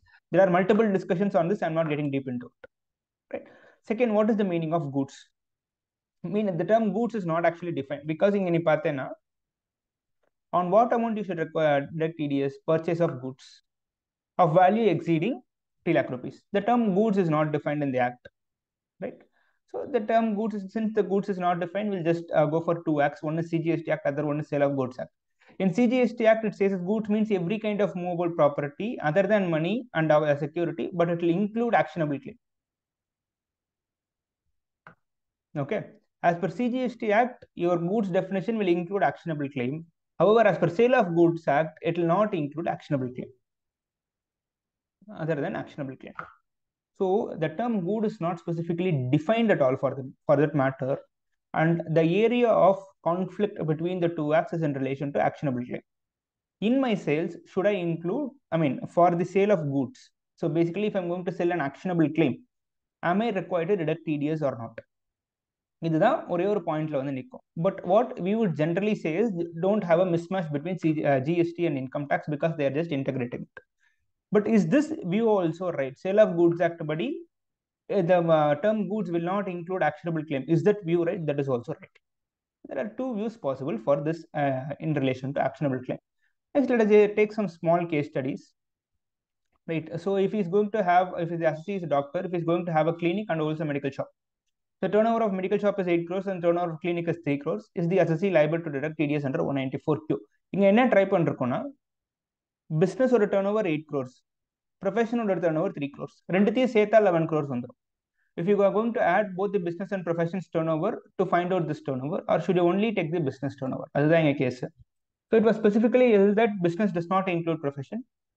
It was a Bombay High Court judgment. So they say that the turnover should be 8 crores. Since it is 8 crores less than 10 crores, TDS is not applicable. Next, if the assessee is going to have two businesses, one is sale of new cars and the other one is sale of used cars. Turnover from new car sales is 13 crores, used car business 5 crores. Is he required to deduct TDS under 194Q? So for this sale of used car segment, right? In this case also there are based on judicial conclusions, we can take an aggressive stand that assessee is not required to TDS because two businesses are not the same. It is different, right? So he's required to deduct TDS only for the new car segment. Next is when is TDS not required to be deducted? If TDS is required to be deducted under any other provisions of this act, TDS under 194Q is not required. And if TCS is collectible on the transaction under any for any item other than 206C1H. Right. So basically, if for sale of 10 leaves is to 194Q required, it is not required because it will be covered under 206C1 that series. It will not be coming under 206C1H. Right. So if TCS is required to be deducted under any provision other than 206C1H, TDS under 194Q will not come. And whatever central government and state government, I mean central government or the CBDT may notify, that is also excluded. Right. So there are certain things which is called as issues. So should the amount of purchase consideration paid include GST and incidental expenses? So assume, for example, I am purchasing goods for 49 lakhs. Or example comes over. So 49 lakhs. The what to say? The GST is somewhere around 2.5 lakhs. Just this might not be the proper number. I understand that. So if you're just adding these two, it is going to exceed 50 lakhs. If it is not, if you're not going to add the same, it is not going to exceed 50 lakhs. So what is should I deduct TDS or not? In case of TCS, yes, TCS is required to be deducted because it will say receipt. But here TDS, you can take 49 lakhs less than 50 lakhs. TDS is not required. 194Q. For TCS, you should add these both. Whatever amount is received by you, that is to be taken. And based on that, it will be somewhere around 51.5. Yeah, it will be 51.5. So since the amount which is received by you is 51.5, 206C1H TCS will be applicable. But for the same transaction, if you are just going to go for 194Q, 194Q will not be applicable because the transaction value is 49 lakhs. The TDS is required for advance payment of purchase of goods. It is at the time of credit or payment, whichever is earlier. So if payment is received, you have to do it. STD is required to be collected for purchases made before. Yeah, this question is not relevant for you. Whether purchases made during the period, this question is also not relevant. Right. So Circular 17 of 2020, they gave it in relation to TCS. So they said that it is not applicable for transactions for purchase or sale of securities through recognized stock exchange and IFSC. For consideration, this one is not required for you. This is done. So TCS, I mean, this is not in a relevant period, so that is not required. So TCS should be collected for sales made. Yeah, this one is also not. Yeah, this is the point which I said. GST should be included in the amount of sale consideration for the purposes of TCS under 206C1H. So what are the issues in relation to 194Q and 206C1Hs? There is no remedy available. So you cannot go for LDC. For other sections, you can go for LDC, but for this, there is no thing. So this is the overall summary of 194Q and 206C1H. 194Q is in relation to deduction of tax. 206C1H is in relation to collection of taxes. Right. So person liable for deduction is under 194Q, it is buyer. 206C1H, it is seller. Rate of deduction, it is same on 0.1%. It is 0.1%. Time of deduction at the time of credit or payment, whichever is earlier. Here at the time of receipt or consideration. Same entity level consideration is same. Customer level condition is also same. Right. Turnover should exceed 10 crores in the preceding financial year. Right. Customer level consideration also purchase value exceeds 50 lakhs. Receipt of consideration exceeds 50 lakhs. Right. So in the whatever point matter, it will be there. So if assume, for example, my sale value is 49 lakhs. Without GST, 194Q will not be applicable. But while paying to the seller, I'll be paying it with inclusive of GST. So that is to be taken for the purposes of 206C1H. Because there the term consideration is used, here the term purchase value is used. Here the term what they say is whatever amount you are receiving, that is to be taken. Even though the term consideration in my view will not include GST. But since the circular is given, we have to take that at least for the purposes of exams. But in practice, we might take it the other way around also. Right. So exclusions, specifically there are few exclusions for sale of securities and all. So it was actually notified, but I don't think that is relevant for the examination. So for sale of for purchase of electricity, for purchase of shares and securities, for all those things, 194Q is not required. The statement is to be filed is 26Q, and there the statement which is required to be filed is 27EQ. The date of payment is within 7 days from the end of this. Right. So there are certain illustrations. This is just to check which section is applicable. If your turnover of the buyer is 12 crores, turnover of the seller is 15 crores, and the amount of purchase is 49 lakhs, Since the amount of purchase is 49 lakhs, TDS or TCS, nothing is required. Second case, turnover of the buyer is 12 crores, turnover of the seller is 15 crores, amount of purchase is 52 lakhs. Right? Since this turnover of the buyer is more than 10 crores, 194Q is applicable. Right? Third case, third situation is turnover of the buyer is less than 10 crores, turnover of the seller is more than 10 crores, and the amount of purchase is more than 50 lakhs. In this case alone, 260(1)(h) will be applicable, and the rate will be 0.1%. Next is 10 crores is the turnover of buyer, inclusive of GST. Turnover of the seller is 15 crores. So here, if you just exclude the GST, your turnover will become 9.5 crores. Since it is 9.5 crores, your turnover, the turnover of the buyer does not exceed 10 crores. Right? So in that case, since the amount of purchase also exceeds 52 lakhs, it will be similar to situation number 3, and TDS is required to be deducted under 260(1)(h). TCS is required to be collected under 260(1)(h). Right. So next is 206AA. These are part 2 of the chapter. 206AA and 206AB are part 2 of the chapter. So 206AA and 206AB will speak about enhanced rates. Right. So whenever, if a person does not have a PAN number, if the person does not have a PAN number, that is the person for whom the payment is required to be made. If that person is not having a PAN number, what will happen is TDS will be required to be deducted at a higher rate. What is that higher rate? So basically, whatever rate is specified there, higher of the following, whatever rate is specified there, take that rate.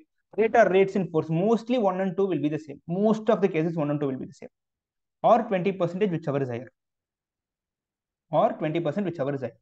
So what is just for example, what is our normal rate? We said it is 10%. What they said is twice the rate, 20%. Either it is 10% or 20%, whichever is higher.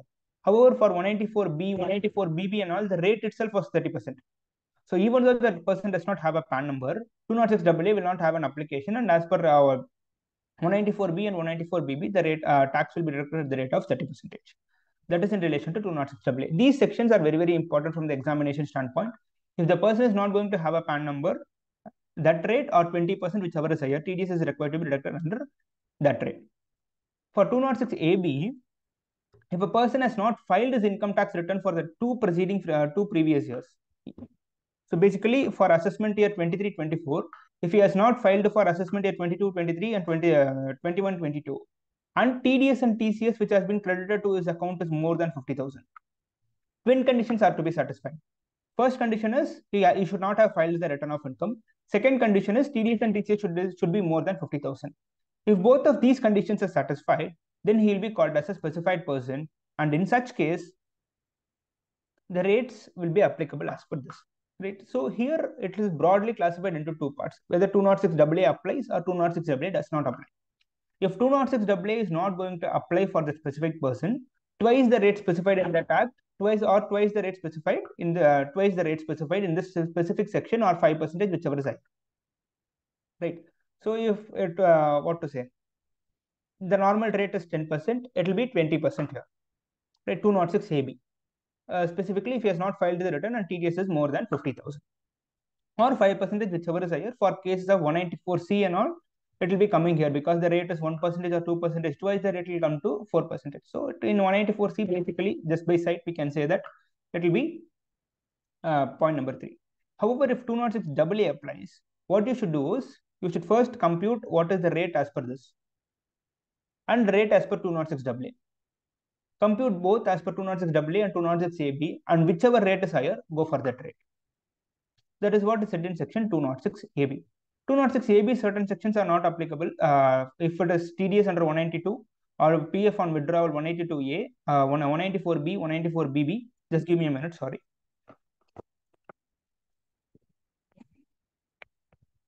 Yeah. So for 194B, 194BB, and then 194N, for all these sections, 206AB is not applicable. So 206AA and 206AB is for TDS, correct? 206CC is for TCS. If a person is not going to have a PAN number, then TCS as TCS இதே provisions. TDS க்கு வந்து 206AA and 206AB. அதே மாதிரி TCS க்கு வரும்போது 206CC and 206CCA. So 206CC is corollary to 206AA. So if a person is not going to have a PAN number, நம்ம அங்க என்ன படிச்சோம், twice the rate. அதுதான் இங்கேயும் twice the rate. அங்க வந்து 20% கொடுத்திருந்தது இல்லையா 206AA, இங்க வந்து 5% 206CC ல, right? However, the entire rate shall not exceed 20%. Maximum it is sealed to 20%. 206CCA, same specified person is the same. அதேதான் twice the rate specified in the provision or at the rate of 5%, the rate shall not exceed 20%. So how to identify the vendor has not filed his return of income? Specific portal has been provided by the income tax department. You can use that. So this is a general question. I'm not going to take this. Would this section apply for persons who are not required to file the return of income? Generally, this section should not apply. 206AB should not apply for the persons who are not required to file the return of income as per 139(1).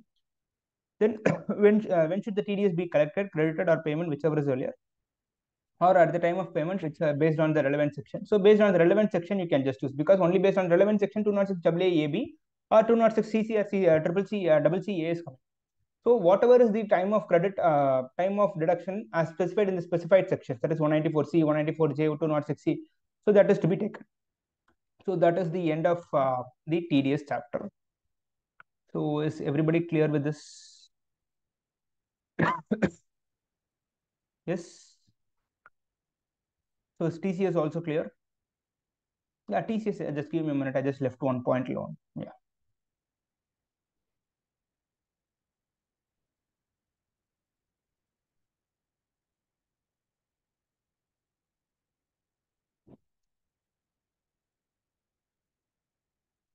Yeah, so I'll just put it this way itself. TCS in case of overseas tour LRS is known as liberalized remittance scheme. And if a person is going to transfer more than 2.5 lakhs USD, then LRS will come into force. So if a person is going to transfer the amount for LRS by the means of LRS, and if it is going to exceed the amount, TDS is required to be deducted by that person at the rate of 5%. And if it in case of a overseas tour program package, the TCS rate will be 5%. That will also be collected by the other person. Okay, those are two things which I just left to be said. So other than that, I think I have completed in relation to TCS also. So hope this is clear in relation to TCS.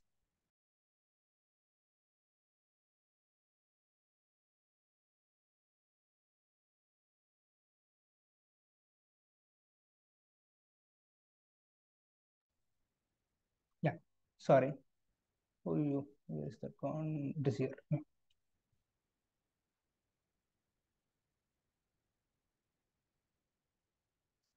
Yeah, so we were discussing question number 4. Yeah. So once PAN number has not been provided, TDS is required to be deducted as per 194 206AA. PAN numbers provide pandana. So what is the sections is given as per 206AA? Either the rate specified or 20%, whichever is higher. What is higher? 20% is higher. So 20% you are required to deduct TDS. But இதில் என்னன்னா, இதை பார்க்கும்போது you should just provide answer for both case 1 and case 2. Case 1ல வந்து it is vacated, it is not vacated. Case 2ல வந்து it is vacated, இல்லையா? So if Mr. Y does not provide his PAN number, you have to provide answer for both case 1 and case 2. That is the only point which you should just remember. So in the additional questions வரச்சு, remember this. இப்போ ரெண்டு what would be answer, what would be your answer அப்படின்னு சொல்லிட்டு வந்துச்சு அப்படின்னா, until or unless they specifically mention that in all the individual specified cases அப்படின்ற மாதிரி ஒரு line இல்லை அப்படின்னா, so you have to provide answer for both the situations, situation 1, situation 2. அதுக்கு இந்த situation 3 நோட answer for situation 1, situation 3 நோட answer for situation 2, அந்த மாதிரி கொடுக்கணும். Next is question number 5. Mr. Gupta, a resident Indian, is in retail business and his turnover for the financial year 22-23 was 12 crores. So his individual turnover has exceeded 12 crores. Next, he regularly purchases goods from another resident, Mr. Agarwal, a wholesaler, and the aggregate payments made during the year was 95 lakhs. 20 lakhs on 1/6/23, 25 lakhs on 12/8/23, 22 lakhs on 23/11/23, and 28 lakhs on 25/3/24. Assume that the sent amounts are credited to the Agarwal's accounts in the books on the same date. Mr. Agarwal's turnover is 15 crores. Based on the above facts, examine the TDS or TCS implications, if any, under the Income Tax Act. So first வந்து இது வந்து 206C1H or 194Q எதுல வரும்ன்றதை check பண்ணணும். So first, what is the first preference? What is the turnover of the buyer? So buyer ஓட turnover இங்க என்ன இருக்கு? Mr. Agarwal is the buyer. Sorry, Mr. Agarwal is the seller. So seller of the turnover 15 crores. Mr. Gupta is the buyer. His turnover is 12 crores. So does the turnover of the buyer exceeds 12 crores? Yes. Correct? Exceeds 10 crores. So who is required to deduct or collect? So if the buyer's turnover is exceeding 10 crores, 194Q is applicable and not 206C1H. So 194Q, this section is going to fall under 194Q. So 194Q, what is the at the time of credit or payment, whichever is earlier, for the amount exceeding 50 lakhs, you are required to deduct tax at 0.1%. Correct? So in total, 95 lakhs. In the 95 lakhs, 0.1%. That is to be deducted. So basically, it will be somewhere around 4,500, I guess. Yeah, that should be around 4,500. So at the time of credit or payment, the credit date and payment date, both the dates are on the same date. So it is on 1/6/23, 12/8/23, and 23, 12/8/23, 23/11/23, and 25/3/24. Correct? So if in the first 20 lakhs, TDS is not required. Correct? And next 25 lakhs not required because it does not, that does not exceed 50 lakhs. In the third payment, it starts to go beyond 50 lakhs. So 45 இருக்கு. 45 போனதுக்கு அப்புறம் இந்த 22ல இருந்து 5 போச்சுன்னா மீதி 17 lakhs 0.1% for this payment, and for this entire 28 lakhs TDS is required to be deducted. So totally the tax will be 4,500. Right? Next, would your answer be different if Mr. Gupta's turnover for the financial year 22-23 was 8 crores, assuming all the other facts remain the same? So if his turnover is 8 crores, then what will happen? 206C1H will be applicable. 194Q is not applicable, but the turnover of the seller is more than 50 crores, 10 crores, and he has bought for more than 50 lakhs. Adhanal, this is the only case which will fall under 206C1H. Hence, 206C1H is applicable. So if Mr. Gupta's turnover is 8 crores, then it will be covered under 206C1H. Right, same, அதே மேல உங்களுக்கு அதே வந்து 4,500 தான் இங்கே வரும். Same case. So what would your answer be changed if the pan is not being furnished? If the pan is not furnished, first case it will be 5%. 206C, I mean, for the purposes of either 206AA, if it is for 194Q, we've already seen that it is going to be only 5%. Another 5% vandrum. 206C 1H it will be 1% instead of 5%. So inge mattum dhaan ungalku or change irukum. No pan case no pan case for 194Q the rate will be maximum rate will be 5%. However, 206C 1H nuடைய corollary, that is 206CC. 206CC the maximum rate is 1% for the purposes of 206C 1H alone. 1H வந்து ஒரு exception, 194Q ஒரு exception. 194Q வந்து exception வந்து 5% rate, 206C 1H ஓட exception rate வந்து 1% rate. That is one point in relation to 194Q and 206C 1H. Clear till here first? Yes? Hello? Am I audible? புரியுறதா?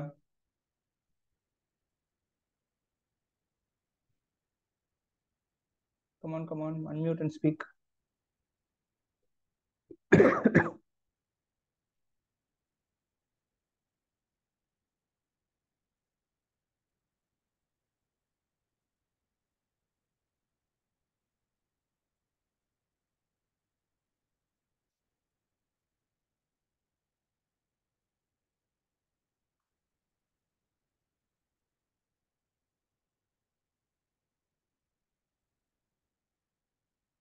Okay. So next is examine the applicability of TDS provisions for financial year 23-24 and the amount of tax, if any, to be deducted in the following cases. Payment of fee for technical services 22,000, royalty 25,000. So what is the limit under 194J? 30,000. Correct? So 194J if it is going to individually exceed 30,000, only then you are required to deduct TDS. In the rendu case, is it exceeding 30,000? No. Hence 194J TDS is not required to be deducted. Second, payment of rupees 2 lakhs made to Mr. X for purchases of diaries made according to specifications given by Mrs. ABC Limited. However, no material was supplied. It does not include manufacturing or supplying a product according to specification. I'm already சொன்னதுதான். So if it is not, it is just a common purchase. So since it is a common purchase, 194C is not applicable. However, if he is just going to give the material also, then 194C will be applicable. Third point on the rent paid for plant and machinery 1.5 lakhs by a partnership firm having sales turnover of 25 lakhs and a net loss of 15,000. So this is not going to make any change. Individual or HFக்கு மட்டும் தான் நமக்கு வந்து 194 ஐல different rates இருக்க போகுது கரெக்டா. So plant and மிஷினரியோட rate வந்து 2%, land and பில்டிங்கோட rate வந்து 10%. Since it is plant and machinery, the rate is going to be 2%. So that part is done. Seventh question is state whether the following transactions attract TDS provisions and that the rate of tax and the amount of tax deductible in applicable cases. Interest on recurring deposit of 12,000 paid by a nationalized bank to Mr. Dhoni, not applicable. Correct.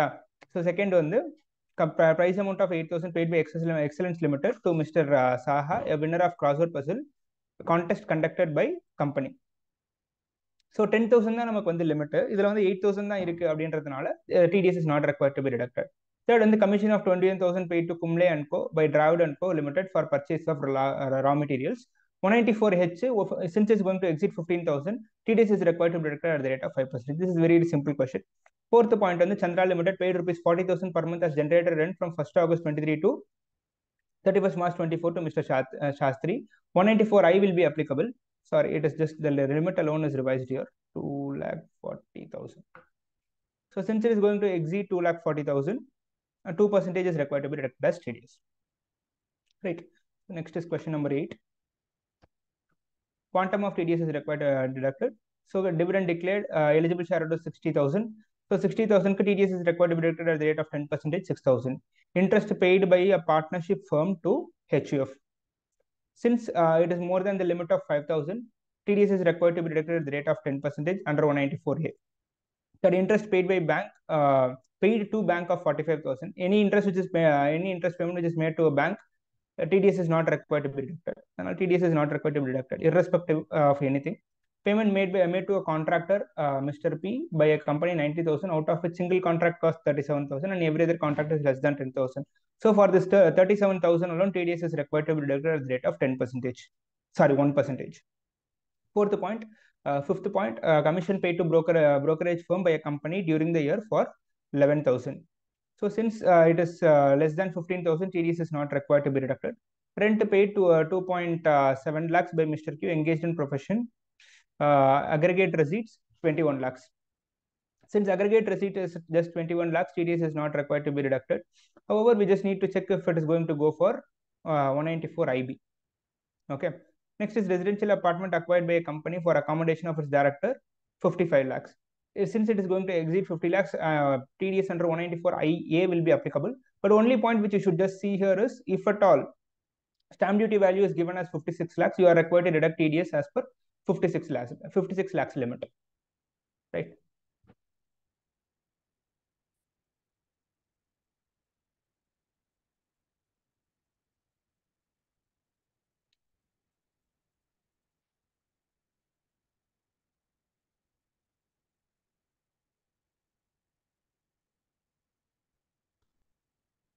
Next is question number total, which have we completed.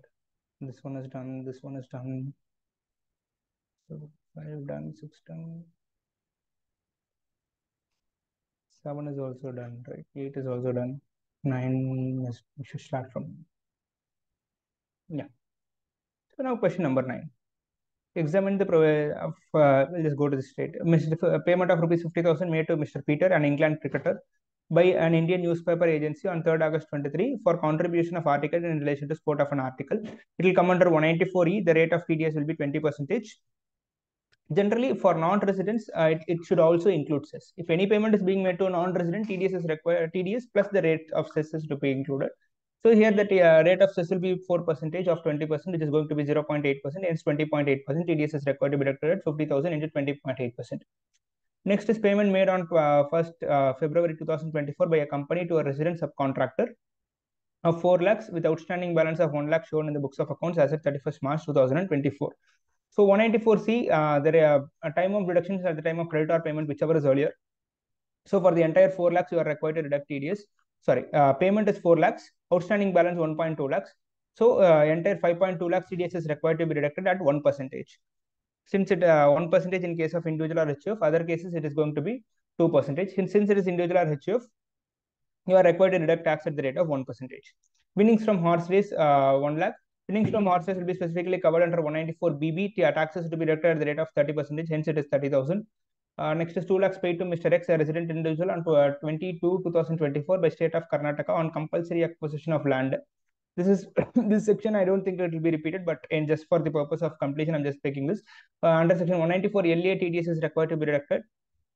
On since it is not going to exceed 2.5 lakhs, TDS is not required to be deducted. But these things might not be tested in exam. It is very remote, right? So this is an interesting question. Examine the applicability and amount of TDS to be deducted in financial year 22-23. S&Co Limited paid rupees 25,000 to one of its directors as sitting fees. For sitting fees under 194J TDS, there is no limit, and TDS is to be required to be deducted even for 1 rupee paid to a director. So TDS is required to be deducted at the rate of 10% for the first thing. Second, 2,20,000 paid to Mr. Mogan, a resident individual, on 28/2/2022 by state of Haryana on compulsory acquisition of his land.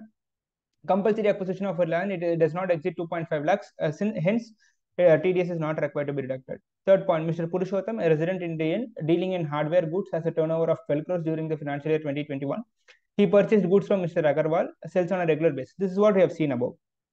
The aggregate purchases made during the year on various days includes. This is what we have seen above, the same thing. Just that instead of Gupta, they have just given us Purushottam. That's it. The same answer will be getting it. So it is not a big deal. Next, what are all the important questions?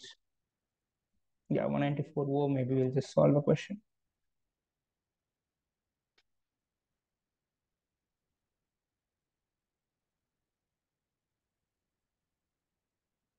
Yes, I guess. Next is question number 12.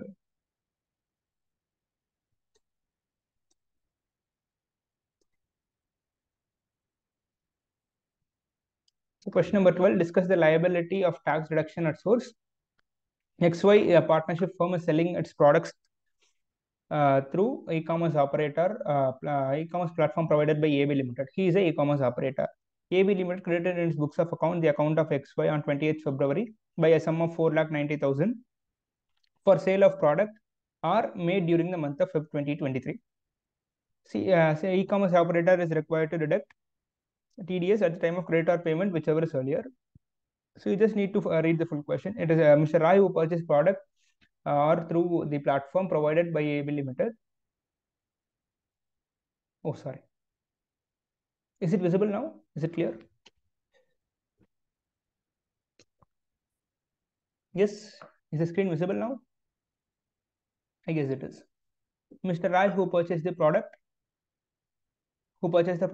through the platform provided by AB Limited made payment of 60,000 directly to XY on 21st of February 2020. So there are two things. For any payment which is made for sale through the e-commerce operator, it is required to be subjected to TDS under 194O. So on the point, the test பண்ணிருக்காங்க. So 4.9 lakhs plus this 60,000 deemed payment. So for the entire 5.5 lakhs, TDS is required to be deducted at the rate of 1%. Right. Next is ABC Limited is a producer of natural gas. During the year, it sold natural gas worth rupees 26,50,000, Mrs. Deep & Co. Partnership firm. It also incurred 1,70,000 as freight charges for transportation of gas. It raised the invoice and clearly segregated the value of gas as well as transportation charges. Since it is in the it will be coming under the provisions of section 194C. In this, for this 1.7 individually, you need not do anything because it is not like, just give me a minute.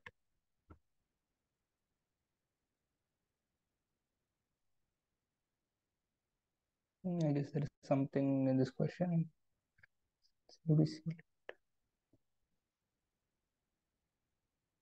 Just give me a minute. I guess there is something wrong in this. Sorry, there was just a numbering error. See, in this case, what the problem was that. So since it was a producer of natural gas, should it go for works contract or should it be treated as sale of goods? Even though it is just like just since it is transferred at a different point, the ownership is transferred at a different point in time. That does not mean that it is a works contract, and it is a contract for sale. Contract for sale, 194C will not be applicable. Hence, 194C is not applicable for this, right? So 194C is not applicable. Next is ABC Limited paid job charges to XYZ, a partnership firm doing embroidery work on fabric supplied by ABC LLP. So basically, material is supplied by ABC LLP, hence it will come under work as per 194C. Correct? So 27,000, 25,000, 28,000, 32,000. So 25 plus 25, 50. It is going to exceed 1 lakh. Since it is going to exceed 1 lakh, the entire payment is required to be deducted for TDS. Correct? So with this, I guess I'm done. Actually, wait just a minute. What else should I do? Yeah, maybe I'll just do this one also. We'll just do one question for 194M and N, so that these are new sections actually, 194M and all.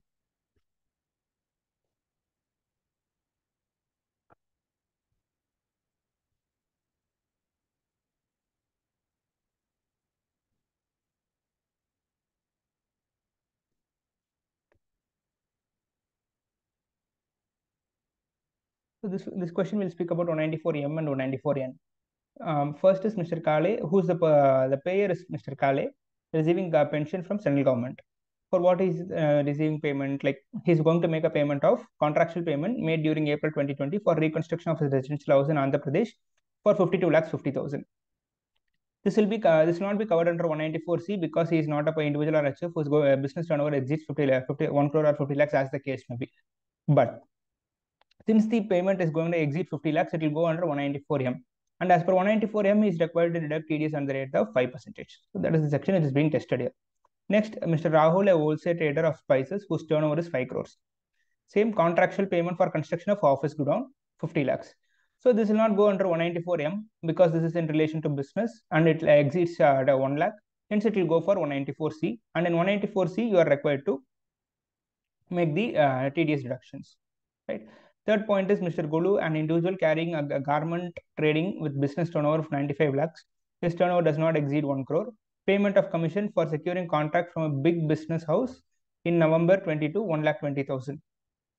So this is for commission. It will be coming under section 194H. Right. So for 194H to be applicable, what to say? His turnover does not exceed 1 crore. Hence, TDS is not required to be deducted. Fourth point is XYZ Urban Cooperative Bank. Payment of cash withdrawal by ABC and Co, a partnership firm aggregating to 1.2 crores during the financial year. ABC has filed its tax returns. Since ABC has filed its tax return, it is not a defaulter and it will be coming under the normal case. Hence, TDS is required to be deducted at the rate of 2% for the amount exceeding 1 crore. So, for 20 lakhs, TDS under section 194N at the rate of 2% will be deducted by the bank. It will be coming under section 194N. Right. So I guess with this, the chapter, the questions on TDS and TCS is over. I don't think maybe more than this there is a chances to check because I've just touched upon all the important sections: 194C, 194J, 194M, N, O, 206C, 1H, Q. Maybe we'll just in some other class we'll just do a simple question of 194R also, because that is the only thing which is left out here. Other than that, I have done all the questions. Maybe in relation to 194R, I'll just do some question while we are doing PGPP. Right. So with this, I will just close this session, and in next session we'll just discuss some other thing.